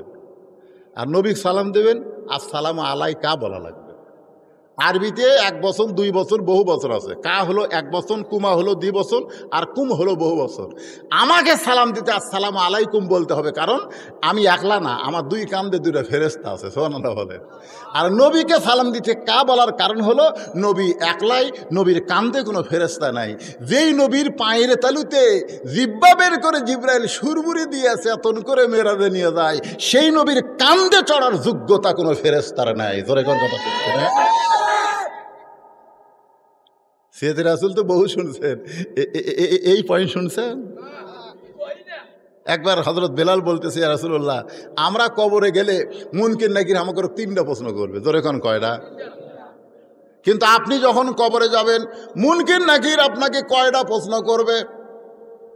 আল্লাহ রাসূল বললেন, বেলাল তোমার ধারণা কি? বেলাল বলতেছে, ইয়া রাসূলুল্লাহ, আমার ধারণা হলো আপনাকে 2টা করবে। রাসূল বললেন, কোন 2টা করবে? বলে, মান রব্বুকা ওয়া মা দীনুকা, এই 2টা প্রশ্ন আপনাকে করবে, কিন্তু ওমান নাবিউকা প্রশ্ন আপনাকে করবে না, কারণ আপনি শুধু নবী না, আপনি হলেন ইমামুল আম্বিয়া। আল্লাহ রাসূল বললেন, বেলাল, মানুষ মরে গেলে কবরে গেলে মুনকির নাকির তাকে প্রশ্ন করবে, কিন্তু আমার যদি মৃত্যু না হয় রে বেলাল, তাহলে আমাকে কেমনে প্রশ্ন করবে? এ কথার দ্বারা বোঝা যায় আমাদের নবী মরা নবী না, আমাদের নবী হলেন হায়াতুন নবী। আল্লাহর বান্দার একটু মনোযোগ দিয়ে শুনবেন। বড় কষ্ট করে মেহনত করে যুবকেরা সিরাত মাহফিল করতেছে, সেই নবী সম্পর্কে আমাদের জানার দরকার আছে না নাই? জোরে কোন আছে না নাই? মা আয়েশা 3টা প্রশ্ন করছে। ও বাবা, 3য় প্রশ্ন হলো, আপনি কি কোরআন দাফন করতে পারবেন? আবু বকর চমকে বলে, আয়েশা, কোরআন কি কোনোদিন দাফন করা যায়? আয়েশা বলতেছে, বাবা, আপনি হলেন বাহিরের মানুষ, আপনি ভিতরের খবরও জানেন না। ভিতরের খবর হলো, আল্লাহর কোরআনও যেমন, আল্লাহর নবীও হলো তেমন। আবু বকর বলে, আয়েশা, তোর প্রশ্নের উত্তর দেওয়ার প্রস্তুতি আমি নেই নাই। সুবহানাল্লাহ। তুই যে আমাকে 3টা প্রশ্ন করবি, 6 লক্ষ হাদিসের হাফেজ, আমি কি এত জ্ঞানী নাকি? আমি তোর প্রশ্নের উত্তর এখন দিতে পারবো না। এখন নবী তদন্ত করা লাগবে আয়েশা, কারণ লক্ষ সাহাবী বাহিরে অপেক্ষা করতেছে, লক্ষ সাহাবী বাহিরে অপেক্ষা করতেছে। আয়েশা রে, নবী তদন্ত করা লাগবে। এই কথা বলে যখন 1 ধাপ সামনে যায়, এমন সময় একটা জান্নাতের কান্না কানে আসতেছে। কে যেন করুণ স্বরে কাঁদতেছে, ওই কান্না যেন আল্লাহর জান্নাত থেকে আসতেছে। আবু বকর বলে, আয়েশা, আলোকিত নবী দুনিয়া থেকে বিদায় নিল, ঘরটা এত অন্ধকার, কে কান্দে এমন করে? মনে হয় জান্নাত থেকে কান্নার আওয়াজ আসতেছে। আয়েশা বলতেছে, বাবা, যে মহিষী নারী কাঁদতেছে, নবীর মেয়ে হবার পরেও আল্লাহর নবী তাকে মা হিসাবে সম্মান করেছে। বাবা, যে মহিষী নারী কাঁদতেছে, নবীর মেয়ে হওয়ার পরেও নবী তাকে মা হিসাবে সম্মান দিয়েছে। আপনার বলেন তো তার নাম কি? রাসূল সবসময় বলতো, আমার রোকেয়ার স্বামী, আমার জয়রাবের স্বামী, আমার কুলসুমার স্বামী, আমার ওসমান জামাই, আমার 3টা মেয়ের স্বামী। হাসান হোসেন নানার গলা ধরে বলতো, না তাহলে আমার মা কি আপনার মেয়ে না? আপনি খালাদের কথা বলেন যে ওইটা কুলসুম আমার মেয়ে, জয়নাব আমার মেয়ে, রোকে আমার মেয়ে, তাহলে ফাতেমা আপনার কে গো? না, আমরা গরিব বলে আমার মাকে কি আপনি মেয়ে বলে স্বীকার করেন না? আল্লাহ রাসূল হাসান হোসেনকে বুকের মধ্যে নিয়ে বলে, ভাই রে, তোদের মা আমার মেয়ে না, তোদের মা হলো আমারও মা।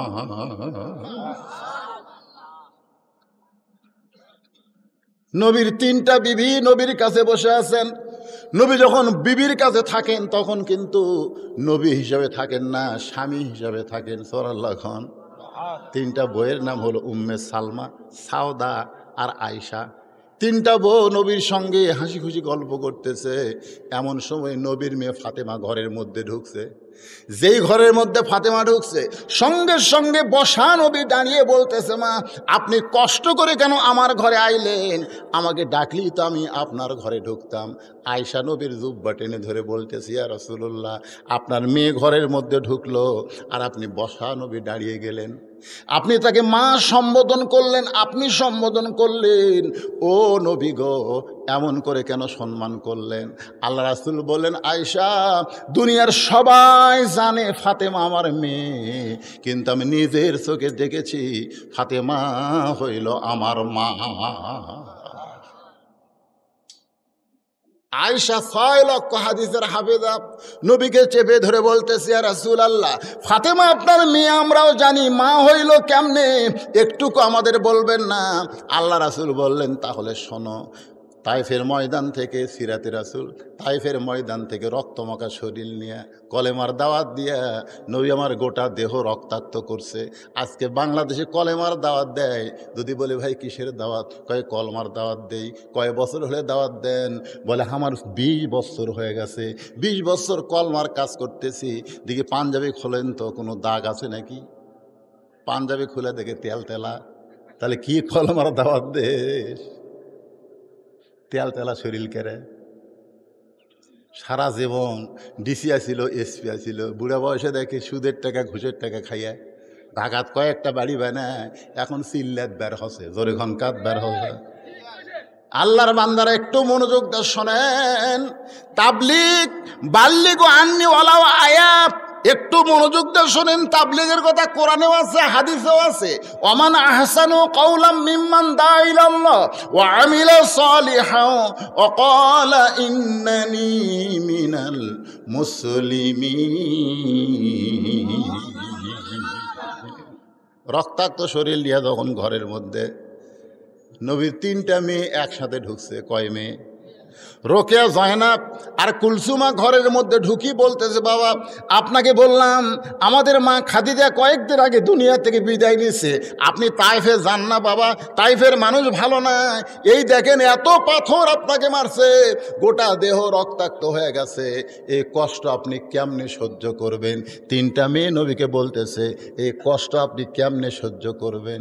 রাসূল বলে, আয়েশা, আমার 3টা মেয়ে যখন ঘর থেকে বের হয়ে যায়, এমন সময় ফাতেমা ঘরের মধ্যে ঢুকে দরজা বন্ধ করে দেয়।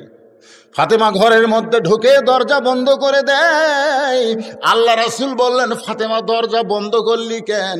ফাতেমা বলে, বাবা মারেফতের কিছু আলোচনা আছে, শরীয়তের আলোচনা না, মারেফতের কিছু আলোচনা আছে। রাসূল বলে, ফাতেমা কি আলোচনা করবি? বলে, আপনার সঙ্গে না, আপনার আল্লাহর সাথে। আপনার আল্লাহ ইব্রাহিম নবীর জন্য নমরুদের আগুনের চুলা শান্তির বাগান বানায় দেয়। আপনার আল্লাহ মুসা নবীর জন্য সাগরকে রাস্তা বানায় দেয়। কিন্তু আপনার আল্লাহ কি জানে না এই বছর আপনার চাচা মারা গেছে, এই বছর আপনার দরদের বিবি খাদিজা আমার মা মারা গেছে, আর সেই বছর আপনি তাইফে গেলেন। তাইফের পাথরগুলা কি আপনার আল্লাহ তুলা বানাবার পারলো না?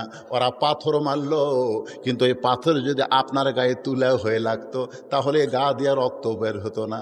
বাবা, রক্তাক্ত দেহ দেখার পর আমার কলিজা দিয়া রক্ত ঝরতেছে। বাবা, এই কষ্ট আমি কেমনে সহ্য করব? 3 মেয়ে বলেছে এই কষ্ট আপনি কেমনে সহ্য করবেন? আর ফাতেমা কান্দে আর কয় এই কষ্ট আমি কেমনে সহ্য করব? আমার কলিজা দিয়া রক্ত ঝরতেছে। রাসূল বলে আয়েশা রে, দরজা খুলে বাহিরে গেল, উঠানে পানি গরম করতেছে, জয়তুনের তেল গরম করতেছে, আর 2 হাত বুকে মারতেছে আর বলতেছে আল্লাহ, আপনি যদি বাবা থাকতো, আল্লাহকে বলতেছে আপনার বাবা যদি আজকে তাইফে যাইতো আর তাইফবাসী যদি আপনাকে পাথর মারতো, আপনার বাবাকে পাথর মারতো, তাহলে আপনার কেমন লাগতো? আল্লাহ, আপনার বাবা নাই, এই জন্যে আমার বাবার চিন্তা আপনি করলেন না। রাসূল সিল্লাই বলে ফাতেমা, আল্লাহর সঙ্গে এমন কথা বলা যায় না। ফাতেমা বলতেছে মায়ের পেটও থাকতেই তো মা ফেরাছেন, আপনি বাবার দরদ কি বুঝবেন? পানি গরম করে, জয়তুনের তেল গরম করে ঘরের মধ্যে সে আবার দরজা বন্ধ করে দেয়। রাসূল বলে ফাতেমা, আবার কেন দরজা বন্ধ করলি মা? ফাতেমা বলে বাবা, আপনাকে একটু গোসল করার লাগবে বাবা, এই জন্যই দরজা বন্ধ করে দিলাম। আল্লাহ রাসূল বলে আয়েশা, আমার গায়ের জুব্বা খুলে ফাতেমার উরাতকে বালিশ বানায় আমাকে শোয়া দিয়া, ওই গরম পানির মধ্যে নরম কাপড় চুবড়ায়া তাইফবাসী যত জায়গায় আমাকে আঘাত করেছে প্রত্যেকটা জায়গা পরিষ্কার করে ওই গরম জয়তুনের তেল নরম হাত দিয়ে ফাতেমা যখন আমার দেহের ক্ষতস্থানে লাগায় দেয়, কখন যেন ফাতেমার উরাতকে বালিশ বানায় ঘুমায় গেছি। এত শান্তির ঘুম আমি কোনোদিন পারি নাই। ওই ঘুমের মধ্যে স্বপ্নে দেখি আমার মা আমেনা এসে আমার শিওরের পাশে দাঁড়ায় দাঁড়ায় কান্দে। 6 বছর বয়সে যেই মা বিদায় হয়ে গেছে, সেই মা যখন কাঁদতেছে, আমি স্বপ্নের মধ্যে বললাম মা, আপনি যখন সন্তানকে দেখতে আইছেন আপনাকে আর ছাড়বো না, এই বলে মা বলে যখন খপ করে হাত ধরেছি, এমন সময় ফাতেমা আমার কপালে চুমা দেয়। ফাতেমার চোখের গরম পানি আমি নবীর চোখের মধ্যে ঢুকে যায়। আমি বললাম মা, তুই খালি কান্দিস কেন মা? ফাতেমা বলে বাবা, আপনি স্বপ্ন দেখছেন, আপনি স্বপ্নে মা বলে আমার হাতটা চাইপা ধরেছেন, এই দেখেন বাবা, এখন পর্যন্ত আমার হাতটা তো আপনি চাইপা ধরে বসে আছেন। আল্লাহ রাসূল বলে ফাতেমা, স্বপ্নে মা বলে যদি তোর হাত চাইপা ধরি, তাহলে তুই শুধু আমার ফাতেমা না, তুই হইলি আমার মা আমিনা। আবু বকর বলতে চাইছে রে, আমি যে নবী তদন্ত করার জন্য ঢুকেছি।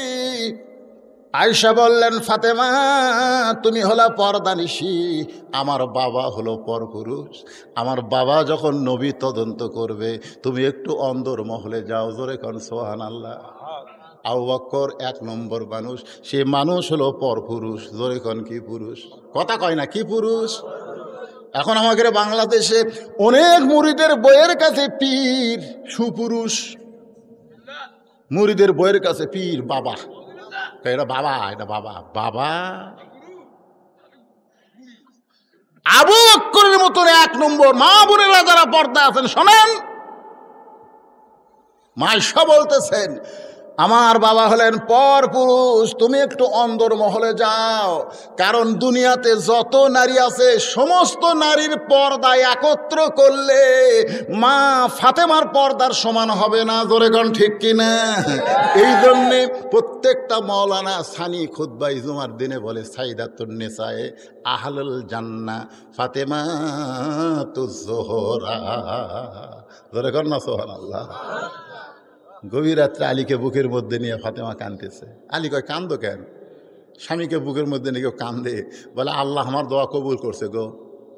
আলী কয় দোয়া যদি কবুল করে তাহলে আনন্দ করো। বলে কি দোয়া জানেন? বলে কি দোয়া? বলে আল্লাহ আমার পর্দা কবুল করছে। আল্লাহ আবার বলছে পর্দার মধ্যেই ফাতেমা তোমার মৃত্যু হবে। আলী বলতেছে আনন্দ করো যে সারা জীবন পর্দা করলো, পর্দার মধ্যেই তার মৃত্যু হবে, এটা তো ভালো। অনেক লোক সারা জীবন পর্দা করে অ্যাক্সিডেন্ট করে যখন রাস্তায় কোনো মেয়ে মানুষ মরে গোটা শরীর উলঙ্গ হয়ে যায়। জোরে কোন কথা এখন হয় না। শুধু মেয়ে মানুষ কেন, পুরুষ মানুষ অ্যাক্সিডেন্ট করে দেখবেন পরনের কাপড় থাকে না, অঙ্গ প্রত্যঙ্গ সব বার হয়ে যায়। আমরা কোনো সময় বলবো না যে আল্লাহ আমরা ভালো থাকলাম দুনিয়াতে, মরার সময় বেসাইদ হয়ে মরি, এটা আমরা বলবো না। আমরা মরার সময় যেন সুন্দর হয়ে মরি, মুসলমান হয়ে মরি। জোরে কোন কথা ঠিক কি না?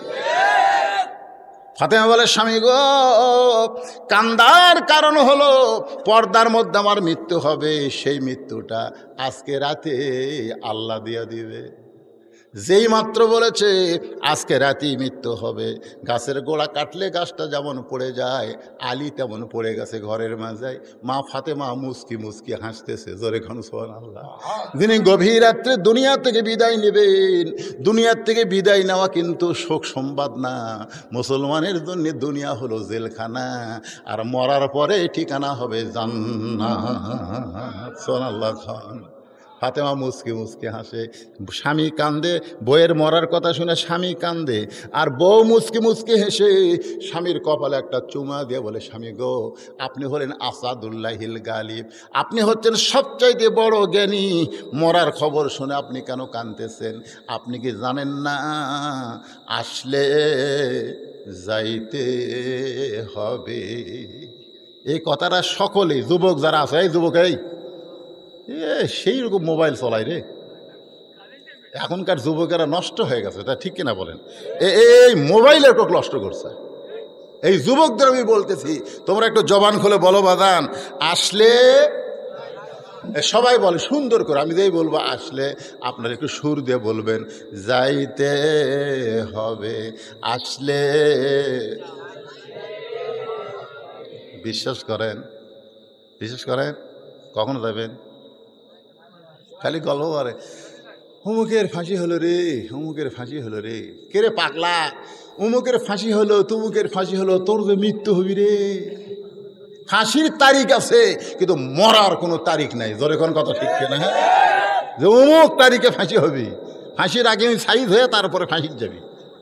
আর যারা মৃত্যুর আসামি তারকে কোনো তারিখ নাই, যে কোনো মুহূর্তে তাদেরকে যাওয়া লাগবে। মশান মারেন। এইরকম বাড়ি দেখতেছে, 10 তলা বাড়ি, 10 তলা বাড়ি, মাজা খ্যাত করে দেখতেছে। লিফট দিয়ে 10 তলার উপর যায়, বলতেছে আহ আহ জীবন শান্তি রে। এই শান্তি করে যেই চোখ খুলছে দেখা আজরাইল। বলতেছে ভাই চ যাই। কে তুই কে রে? আজরাইল। হায় হায় কেবল বানাসি ভাই রে, এখনো ঘুমাইনি। তোর দুনিয়ার বাড়ি বানাতে বানাতে তোর হায়াত শেষ রে। আজকে আমরা এমন পাগল হয়েছি, দুনিয়ার বাড়ি ঘর তৈরি করতে করতে মহামূল্যবান সময় আমরা নষ্ট করতেছি। জোরে কোন কথা ঠিক কিনা? আল্লাহর বান্দার একটু মনোযোগ দিয়ে শোনেন। যেই বাড়িতে আমি ছিলাম, পেশাব করার পরে উজু করার সময় বলতেছে হুজুর গরিব মানুষ। আমি বললাম পাগলা হয়ে এমন কথা বলতেছ? আল্লাহর নবী গরিব ছিল, গরিব নবী পছন্দ করেছেন, এবং নবী বলেছেন গরিব উম্মতের সাথে আমি হাসরের ময়দানে দাঁড়াবো। জোরে কোন সুবহানাল্লাহ। আল্লাহ কোরআনে বলেছেন আল্লাহ গানিয়ুন ওয়া আনতুমুল ফুকারা, আমি আল্লাহ হলাম ধনী, বাদ বাকি সবাই হলো ফকির। তাহলে আমার সামনে আমরা যারা বসে আছি, আমরা ধনী না ফকির? আরো জোরে বলেন, কি জোরসে বলেন। পুরুষ মানুষ যদি ফকির হয় তাহলে মেয়ে মানুষ কি? আপনাকে সিরাজগঞ্জে কি কয়? জোরে বলেন। খালেদা জিয়া, শেখ হাসিনা। আপনারা কিন্তু করছেন, আপনারা কিন্তু বলতেছেন, আমি কেন নাম ধরছি? ধরে কোন কথা দেখতে না।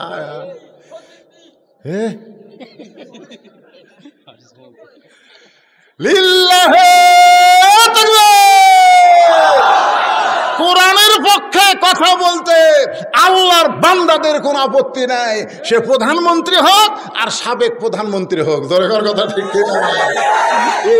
এরাই তো আল্লাহর বান্দা।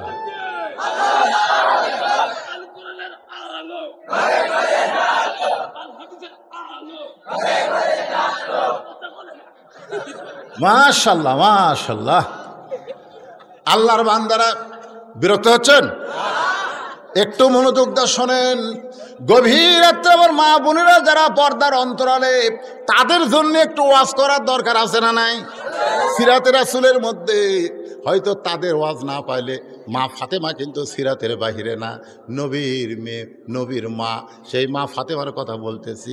কপালে চুম্বন দিয়া বলে, স্বামী গো, আসলে যাইতে হবে, আসলে যাইতে হবে, তবে আপনি এমন করে কাঁদবেন না, আমি যাওয়ার পরে আমার 3টা চাওয়া পুরা করা লাগবে। আলী কান্দে আর বলে, ফাতেমা, দুনিয়াতে গরিব ছিলাম বলে তুমি কিছুই চাইলা না, মরার পরে তুমি কি চাইবা ফাতেমা? বলে 1 নম্বর চাও, এই মা বোনেরা শোনেন, আপনারা ভালো করে শোনেন, 1 নম্বর চাও হলো রাতে মারা যাব, রাতের অন্ধকারে দাফন করা লাগবে, রাত্রে মৃত্যুবরণ করব পর্দার ভিতরে, আর দিনের বেলা বেপর্দায় দাফন করবেন, এটা চলবে না। মেয়ে মানুষের কোনো জানাজার দরকার হবে না, আমার জন্যে কোনো জানাজার ব্যবস্থা করবেন না। আলী বলতেছে, ফাতেমা, লক্ষ মানুষ তোমার জানাজায় দোয়া করবে। বলে, লক্ষ মানুষের দোয়া আমার দরকার নাই, কারণ দুনিয়ার সব মানুষ যদি বলে ফাতেমা ভালো, আর আপনি যদি বলেন ভালো না, মানুষের দোয়া দেওয়া ফাতেমার কোনো লাভ হবে না। আর দুনিয়ার তামাম মানুষ যদি বলে ফাতেমা খারাপ, আর আপনি যদি বলেন আমার বউ ফাতেমা ভালো, এক স্বামীর সার্টিফিকেটে ফাতেমার 8টা জান্নাতের দরজা খুলে গেল। আমার মায়েদেরকে বলবো, মা, দুনিয়ার মানুষের ভালো দরকার নাই, আপনার স্বামী আপনাকে ভালো বলে কিনা সেই চেষ্টা সবসময় করবেন। ফাতেমা বলতেছে, স্বামী গো, আমার 3 নম্বর চাহিদা হলো আমার লাশটা কিন্তু খাটনিতে তুলবেন না, কারণ খাটনিতে তুলবার গেলে 4 জন পুরুষ আমাকে কান্দে নেওয়া লাগবে। খাটনি কান্দে নিতে হবে কয়জন? আমি ফাতেমার দেহের কত ওজন এটা দুনিয়ার কোনো পর পুরুষ জানুক, আমি ফাতেমা চাই না, আমি ফাতেমা চাই না। আমার বাবা যদি দুনিয়াতে থাকতো, মরা মেয়ের লাশের খাটনি বাবা কান্দে নিবার পারতো, কারণ নবী দুনিয়াতে থাকতে নবীর 2টা মেয়ে মারা গেছে, একটা হলো রোকেয়া আর একটা হলো জয়নাব, একটা হলো রোকেয়া আর একটা হলো জয়নাব। এই 2টা মেয়ে কিন্তু নবী দুনিয়াতে থাকতেই তারা মারা গেছে। 2টা মেয়ে নবী থাকতে জীবিত ছিল, একটা হলো ওসমান রাদিয়াল্লাহর বউ কুলসুমা, আর একটা হলো হযরত আলীর বিবি ফাতেমা। এখন ফাতেমা বলতেছে, স্বামী গো, আমার হাসান হোসেন যদি বড় হইতো, মায়ের লাশের খাটনি কান্দে নিবার পারত, কারণ মায়ের লাশ সন্তান কান্দে নিলে কোনো সমস্যা নাই, মেয়ের লাশ বাবা কান্দে নিলে কোনো সমস্যা নাই। কিন্তু 6 মাস আগে আমার বাবা বিদায় হয়ে গেছে, আমার হাসান হোসেন এত ছোট, ওরা পারবে না, আপনি আমাকে একটু কান্দে করে, স্বামী গো, কারণ আপনি আমার সব দেখেছেন, আপনি আমারে কান্দে করে জান্নাতুল বাকির পূর্ব কোণায় সবুজ রঙের একটা বাতি জ্বলবে। সুবহানাল্লাহ। জান্নাতুল বাকির পূর্ব কোণায় সবুজ রঙের একটা বাতি জ্বলবে, ওই বাতি বরাবর আমাকে দাফন করবেন।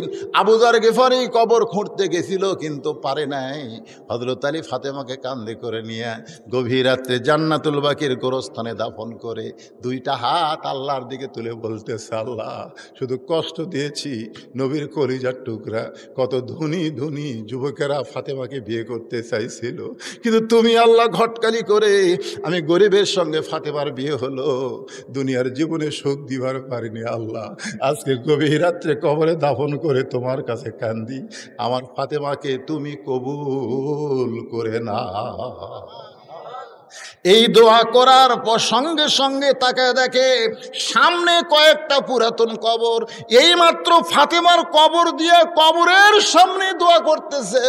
দোয়া শেষ হওয়ার সঙ্গে সঙ্গে নতুন কবর আর নাই, সামনে কয়েকটা পুরাতন কবর দেখতে পায়। হযরত আলী পুরাতন কবর দেখার সঙ্গে সঙ্গে চিৎকার করে বলে, নতুন কবর কোথায় গেল? গোটা জান্নাতুল বাকি দৌড়ায় আর খোঁজে নতুন কবর, নতুন কবর। কে যেন ডাক দে, বলে, আলী রে, আমার ফাতেমা হলো পর্দানিশী, আমার ফাতেমা হলো পর্দানিশী। আমি আল্লাহ জোহরা ডিগ্রি দিয়া ফাতেমার কবরটাকে কিয়ামত পর্যন্ত পর্দা করেছি। আমার মায়েরা যারা সিরাতে রাসূল মাহফিল শুনতেছেন, মা আপনাদের 1 নম্বর আমলের নাম হলো পর্দা। পর্দা যদি না থাকে মা, তাহলে আপনাদের অন্য কোনো আমল আল্লাহর দরবারে কবুল হবে না। আল্লাহ কোরআনে বলেছেন, অকরনা ফি বুয়ুতিকুন্না ওয়ালা তাবাররাজনা তাবাররুজাল জাহিলিয়াতিল উলা। জোরে বলেন আল্লাহু আকবার। তুমি একটু অন্দর মহলে যাও, যেই মাত্র ফাতেমা অন্দর মহলে গেছে, এমন সময় আবু বকর তদন্তের জন্য নবীর কাছে, সুবহানাল্লাহ, নবীর কাছে গিয়া দেখে পায়ের কাছে, নবীর পায়ের কাছে হোসাইন দাঁড়ায়া কাঁদতেছে, আর মাথার কাছে হাসান দাঁড়ায়া কাঁদতেছে। দুইটা ভাই শুধু নানা নানা না না বলে ডাকতেছে। ওমর ফারুক বললেন, ইয়া রাসূলুল্লাহ, জোহরের নামাজের সেজদা এত লম্বা হলো কেন? প্রথম সেজদায় আমরা 3 বার সুবহান রাব্বিল আলা, 3 বার সুবহান রাব্বিল আলা বললাম, কিন্তু দ্বিতীয় সেজদায় 100 বার সুবহান রাব্বিল আলা বলি, তাও আপনি সেজদা তোলেন না। ওগো নবী গো, এত লম্বা সেজদা কেন দিলেন একটু যদি বলেন। আল্লাহ রাসূল বলে, ওমর তোমরা তো জানো না রে, তোমরা যেই মাত্র সেজদায় গেছো, আমার 2 কলিজার টুকরা হাসান হোসাইন, ওরা 2 ভাই দৌড়ে এসে আমার পিঠের উপরে বসে গেছে, আমার পিঠের উপরে বসে গেছে। আমি ওদেরকে হাত দিয়া নাওয়ার চাই, কিন্তু নামাজের মালিক আল্লাহ ডাক দে বলে, হাবিব আপনি যেমন হাসান হোসেনকে ভালোবাসেন, আমি আল্লাহ তেমন ভালোবাসি।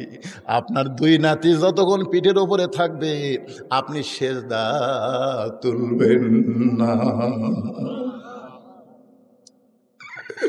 সেই 2 নাতি, একজন পায়ের কাছে, একজন মাথার কাছে, নানা নানা বলে কাঁদতেছে।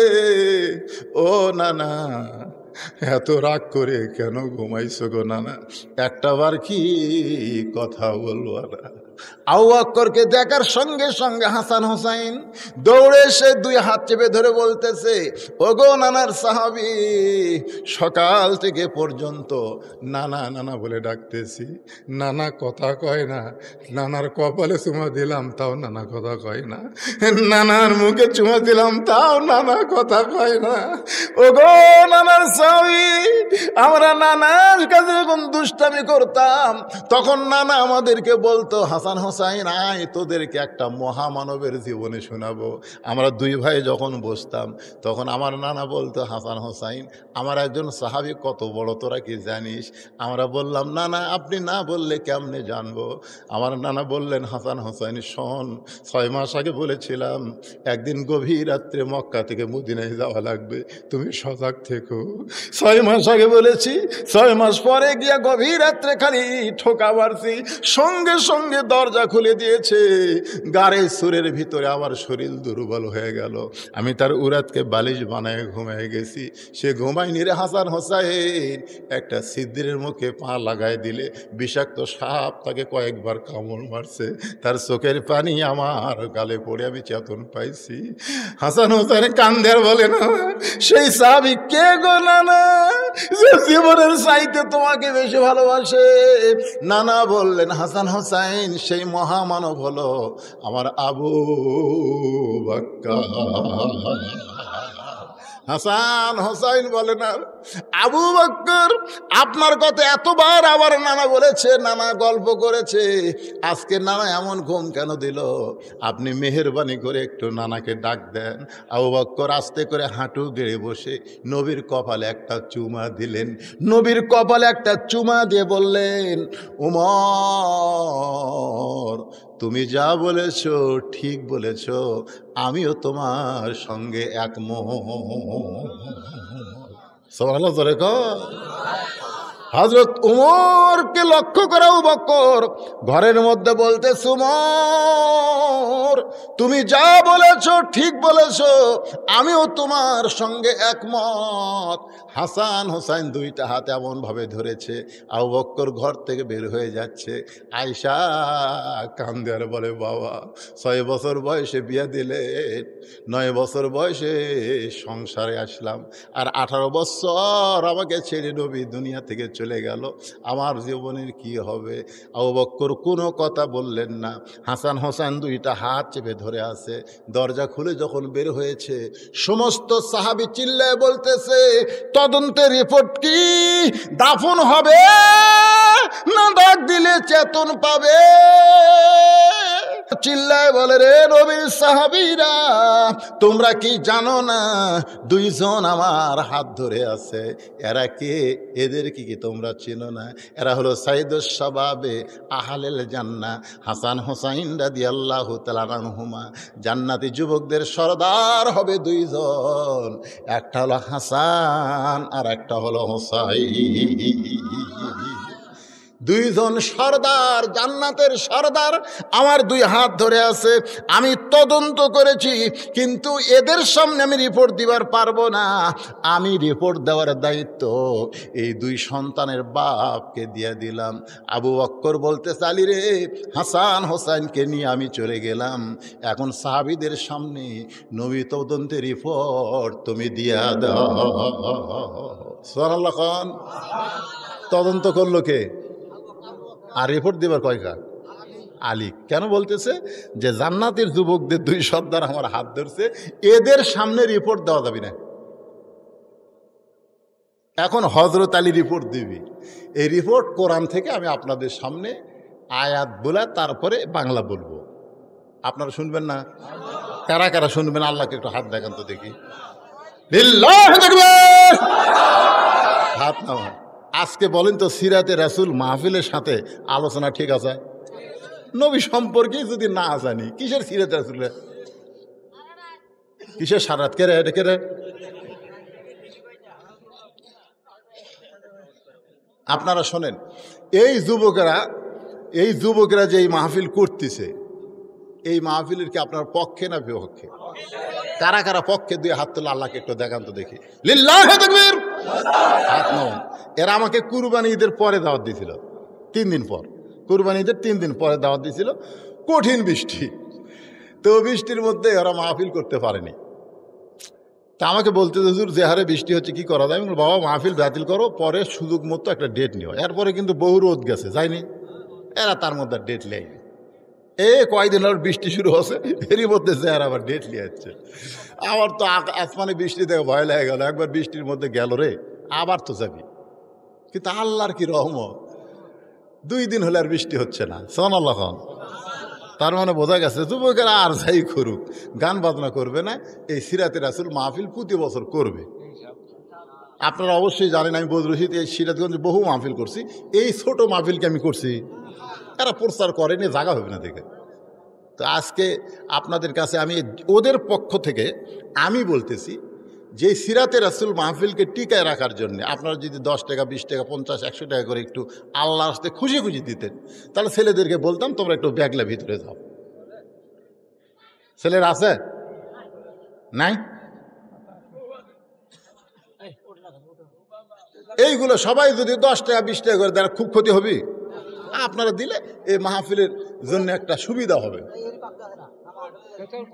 রে যারা মাহফিল করতেছে যুবকগুলা কুড়ি রে, এরা চিন্তা করতেছে এত ছোট জায়গা আমরা বসলে জায়গা হবে না, এই জন্য এরা সব ফাঁকত আছে।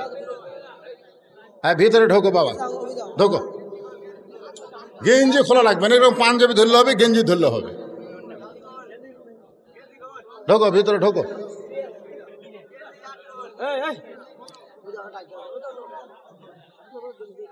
ঢুকছে ঢুকছে। বাবা কি হাতত করে টাকা লিও না, এরকম গেঞ্জি ধরো, হাতত টাকালে হবে না। হাতত টাকালে পকেটে ঢুকালে হবে না। এত জোরে জোরে জায়গা রে, এত জোরে জোরে জায়গা, টাকা বার করে ধরে আছে, টাকা না নিয়ে দৌড় দেয়। হ্যাঁ দাও, সবাই দেন বাবা, সবাই দেন। 20 টাকা, 50 টাকা, 100 টাকা, যার যা সাধ্যে গুলাই আল্লাহর রাস্তায় দেন। এই যুবকেরা প্রতি বছর যেন এরকম সিরাত মাহফিল করতে পারে, কি কন করতে পারে, এবং মৌসুমে যেন করে। এরকম বৃষ্টির মৌসুমে করলে হবে না। হ্যাঁ, একটা সিরাত মাহফিল সারা বছর করা যাবে, রবিউল আউয়াল মাসেই যে করা লাগবে তা না। হ্যাঁ, এই এলাকায় অনেক সিরাত মাহফিল হয়, এই রবিউল আউয়াল মাসেই হয় তা কিন্তু না। এই রবিউল আউয়াল মাস আস্তে আস্তে বর্ষা সিজনে চলে আসতেছে, আরবি মাস বুঝতেছেন না, প্রত্যেক বছর 10 দিন 11 দিন করে আগে আসে। হ্যাঁ, আপনারা দাঁড়ালেন কেন? দাঁড়াবেন না, ওরাই আপনাদের কাছে যাবে, একটু জিকির করে লা ইলাহা ইল্লাল্লাহ, লা ইলাহা ইল্লাল্লাহ, লা ইলাহা ইল্লাল্লাহ, লা ইলাহা ইল্লাল্লাহ, লা ইলাহা ইল্লাল্লাহ, লা ইলাহা ইল্লাল্লাহ, লা ইলাহা, লা ইলাহা ইল্লাল্লাহ মুহাম্মাদুর রাসূলুল্লাহ সাল্লাল্লাহু আলাইহি ওয়াসাল্লাম। আমি ভিডিও ম্যানদের বলবো এখন যে অফ করো না, কারণ আজকের ওয়াজের আসল কথাই বাকি আছে, যেরকম ঠিক না। এরা এই পর্যন্ত যদি মানুষ শোনে আলী কি করলো, আলীকে আলীর বাপের কথা কবি না কোরআন থেকে কবে? কারণ আলী হচ্ছে আনা মাদিনাতুল ইলমে ও আলীও বাবু রাসূল বলেছেন আমি হচ্ছে ইলমের শহর, আলী হচ্ছে তার দরওয়াজা। জোরে কোন সুবহানাল্লাহ। এখন আপনাদের কাছে আমার একটা কথা হলো, হযরত আলীর হাত ধরে আছে হাসান হোসাইন, তদন্ত করলেন হযরত আলী, আর রাসূলের কপালে চুমা দিয়ে বললেন উমর ফারুকের সাথে আমি একমত। জোরে কোন সুবহানাল্লাহ। উমর কি আচ্ছা যা করছে করছে, ফেরত দিবার করছেন, ফেরত দিবার কম আবার আচ্ছা আচ্ছা ঠিক আছে, আচ্ছা আচ্ছা ঠিক আছে। তারপরও এই কয়টা করছি বলে দিয়ে নাকি এই কয়টায় না না এই কয়টা হয় দেখেন কড্ডে হয়।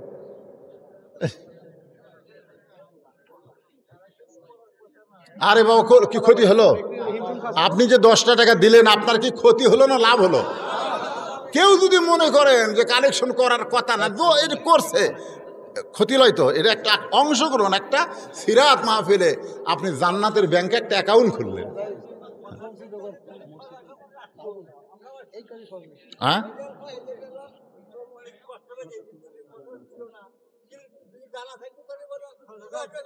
ও আচ্ছা আচ্ছা আচ্ছা আচ্ছা, হ্যাঁ কালেকশন যদি থাকতো তাহলে পকেটে তো টাকা সবাই নিয়ে আসতো। এই এখন জানে না দেখে আনেনি, আফসোস, সেই আফসোস। ঠিক আছে, এই আফসোসেও আল্লাহ নেকি দিবে।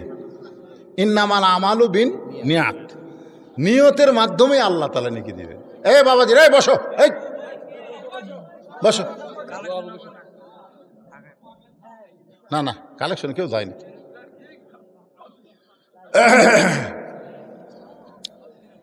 হ্যাঁ সবাই বসেন, সবাই বসেন, একটু জিকির লা ইলাহা ইল্লাল্লাহ, লা ইলাহা ইল্লাল্লাহ, লা ইলাহা ইল্লাল্লাহ, লা ইলাহা ইল্লাল্লাহ, লা ইলাহা ইল্লাল্লাহ, লা ইলাহা ইল্লাল্লাহ, লা ইলাহা ইল্লাল্লাহ মুহাম্মাদুর রাসূলুল্লাহ সাল্লাল্লাহু আলাইহি ওয়াসাল্লাম।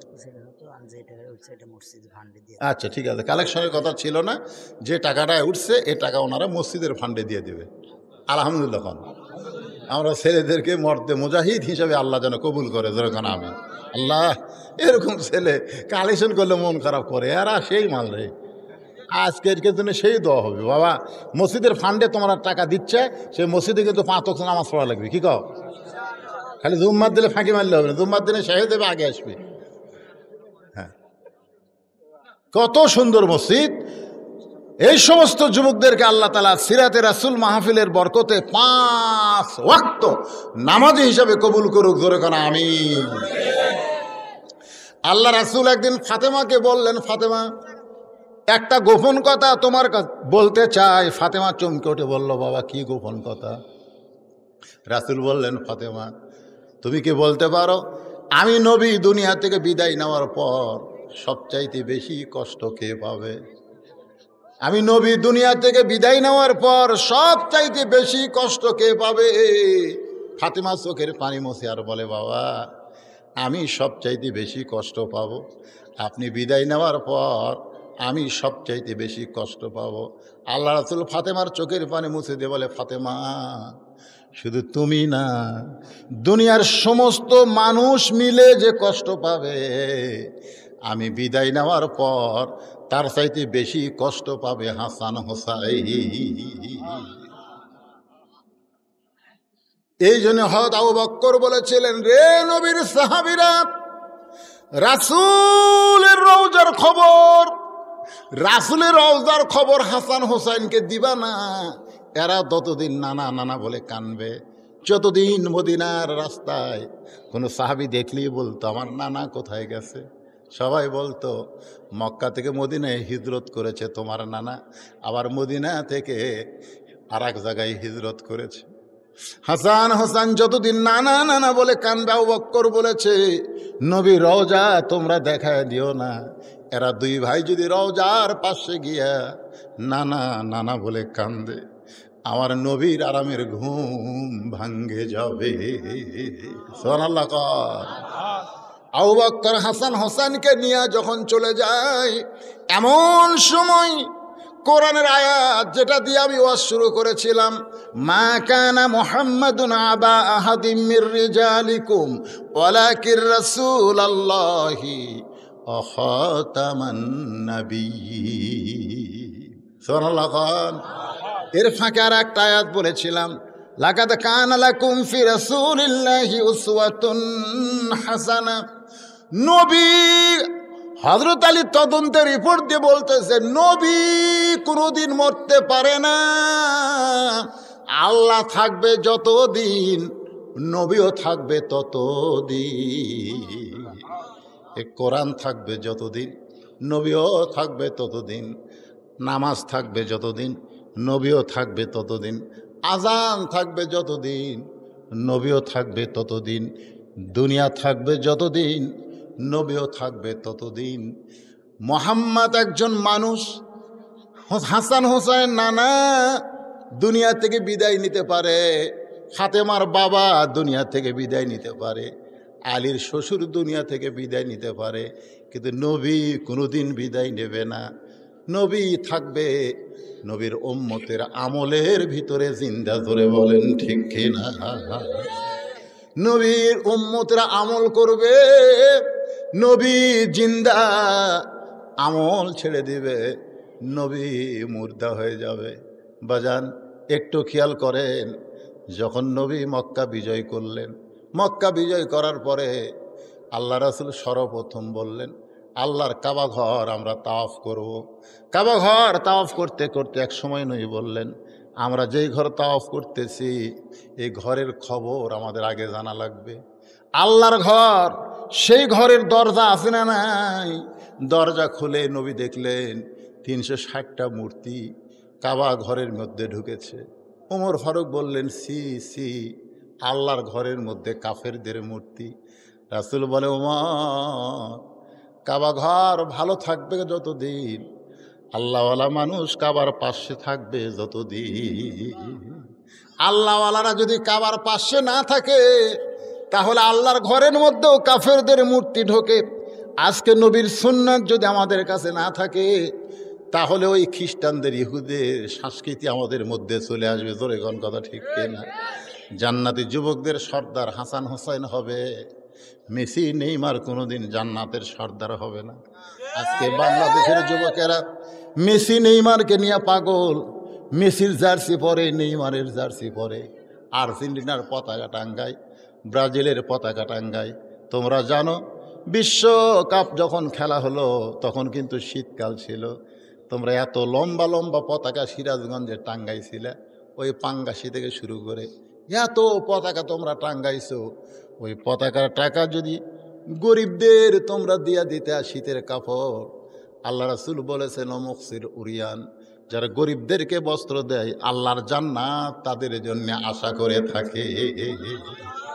এই জন্যে বিদেশি সংস্কৃতি আমরা গ্রহণ না করে নবীর সুন্নাত যদি আমরা গ্রহণ করি তাহলে নবী জিন্দা, নবী মদিনায় নাই, নবী আছে আমাদের কলিজায়।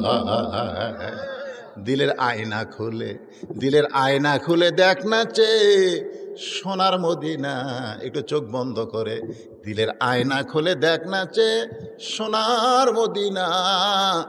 কলিজায় বসত করে মানুষ একজনা, তিনি হলেন আমাদের সুন্নাত, তিনি হলেন আমাদের আদর্শ, তিনি হলেন আমাদের শাফিউল মুজলিমিন। আল্লাহ আজকের মাহফিলকে কবুল করুন, সকলে বলে আল্লাহুম্মা আমিন। আস্তাগফিরুল্লাহ আল্লাযী লা ইলাহা ইল্লা হুয়াল হাইয়ুল কাইয়্যুম ওয়া আতুবু ইলাইহি। আচ্ছা ঠিক আছে, 2470 টাকা আপনারা দিচ্ছেন, এই চাওয়া মাত্রই এই বাদি, তারপরেও আনেননি, তারপরেও কিন্তু কম হয়নি, 2470 টাকা আপনারা দিয়েছেন। আল্লাহ কবুল করুক, আল্লাহুম্মা আমিন। আল্লাহুম্মা আনতাস সালাম ওয়া মিনকাস সালাম তাবারাকতা ইয়া যাল জালালি ওয়াল ইকরাম। আয় আল্লাহ, তোমার যুবক বান্দারা, যুবকেরা গান বাজনা না করে সুন্দর একটা মাহফিলের আয়োজন করেছে আল্লাহ। দুদিন ব্যাপী মাহফিলের সমাপনী রজনীতে আল্লাহ তোমার বান্দা বান্দিদেরকে সঙ্গে করে নিয়ে রাত 12টার পর রহমতের দরজায় ফকির হয়ে দোকানে হাত তুলেছে আল্লাহ। মেহেরবানি করে আজকের মাহফিল আমাদের সকলের হেদায়েতের জন্যে, নাজাতের জন্যে, জান্নাতের জন্যে, রাসূলের উম্মত হওয়ার জন্যে আল্লাহ তুমি কবুল করে নাও। আজকের মাহফিলের শুরু থেকে শেষ পর্যন্ত যতটুকু আলোচনা হয়েছে আল্লাহ, এর মধ্যে ত্রুটি হলে, ভুল হলে মাফ করে দাও, এর হাদিয়া মঞ্জুর করো। সোনার মদিনায় নবী পাকের রওজা মুবারকে আল্লাহ তুমি কবুল করে নাও। তামাম আম্বিয়ায়ে কেরাম, সাহাবে কেরাম, উম্মাহাতুল মুমিনিন, শহীদ শহীদান, জান্নাতুল বাকি, জান্নাতুল মাওসহ পৃথিবীর যত গোরস্থানে, ইসলামপুর গোরস্থানে যত মুর্দা শুয়ে আছে আল্লাহ, সকলের কবরে আজকের সওয়াবকে আপনি কবুল করে। আয় আল্লাহ তাআলা, আমরা যারা হাত তুলেছি, আমাদের জনম দুঃখনী মা যাদের কবরে গেছে, ছোট্ট একটা শব্দ হলো মা। মা যাদের কবর গেছে আল্লাহ, মেহেরবানি করে মায়ের কবরটা জান্নাতের টুকরা বানায় দাও। বাবার বাড়ি ঘর সবই আছে, আমি সহ আমরা যারা বাবা হারা এতিম হয়ে গেছি আল্লাহ, বাবার কবরটাকে জান্নাতের টুকরা বানায় দাও। দাদা দাদি, নানা আত্মীয় স্বজন, শ্বশুর শাশুড়ি যাদের কবরে গেছে আল্লাহ, কবরবাসীদের মাফ করে দাও। আল্লাহ, আমার মায়েরা পর্দার অন্তরালে বসে বসে ওয়াজ শুনেছে আল্লাহ, আবিদা সালিহা পর্দা নিশি কবুল করে মা ফাতেমার চরিত্র দান করে দাও। আমাদের মধ্যে আমরা কেউ অসুস্থ আছি আল্লাহ, আল্লাহ সুস্থতার নিয়ামত দান করো। যে যুবকেরা কষ্ট করে, মেহনত করে, টাকা পয়সা খরচ করে আজকের জান্নাতের বাগান লাগাইছে, এই সকল যুবকদেরকে আল্লাহ তুমি হেদায়েতের মালা পরায়া দাও। এই যুবকগুলোকে আল্লাহ তুমি 5 ওয়াক্ত নামাজি কবুল করো। এই যুবকদের মধ্যে লেখাপড়া যারা করে মাথার জেহানি শক্তি বাড়ায় দাও। যারা পরীক্ষা দিবে ভালো রেজাল্ট করার তৌফিক দাও। যারা খেতে খামারে কাজ কাম করে তাদের শরীরের সুস্থতা দান করো। যারা ব্যবসা বাণিজ্য করে ব্যবসা বাণিজ্যের বরকত দাও। আল্লাহ, যারা বেকার যুবক আল্লাহ, তাদের রিজিকের একটা ব্যবস্থা তুমি করে দাও আল্লাহ। আল্লাহ, যুবকদেরকে মিলে মিশে থাকার তৌফিক দাও আল্লাহ। অশ্লীলতা থেকে যুবকদেরকে আল্লাহ তুমি হেফাজত করো আল্লাহ। ইসলামপুর কত সুন্দর নাম, ইসলামপুরের মসজিদ 5 ওয়াক্ত নামাজে মুসল্লি ভরপুর করে দাও। আজকের মাহফিলের সম্মানিত সভাপতিকে আল্লাহ তুমি কবুল করো, প্রধান অতিথিকে আল্লাহ তুমি কবুল করো, সুধীজনকে আল্লাহ তুমি কবুল করো। যারা যুবকদের সর্বাত্মক সহযোগিতা করেছে টাকা পয়সা বুদ্ধি বিবেচনা দিয়ে, জায়গা দিয়ে আল্লাহ, তাদের সকলকেই তুমি জান্নাতি কবুল করো আল্লাহ। আমি গুনাহগার, আমি পাপিষ্ঠ আল্লাহ। আমার হাত যদি তোমার পছন্দ না হয়, এতগুলো পাগলের মধ্যে যার 2 হাত তোমার পছন্দ হয়, সেই 2 হাতের উসিলায় আজকের সিরাত মাহফিলকে তুমি কবুল করো আল্লাহ। নবীর প্রেম ভালোবাসা আমাদের কলিজায় দাও, নবীর সুন্নতের শক্তি আমাদের ইমানের শক্তি বাড়ায় দাও আল্লাহ। সুবহান রাব্বিকা রাব্বিল ইজ্জাতি আম্মা ইয়াসিফুন ওয়া সালামুন আলাল মুরসালিন আলহামদুলিল্লাহি রাব্বিল আলামিন।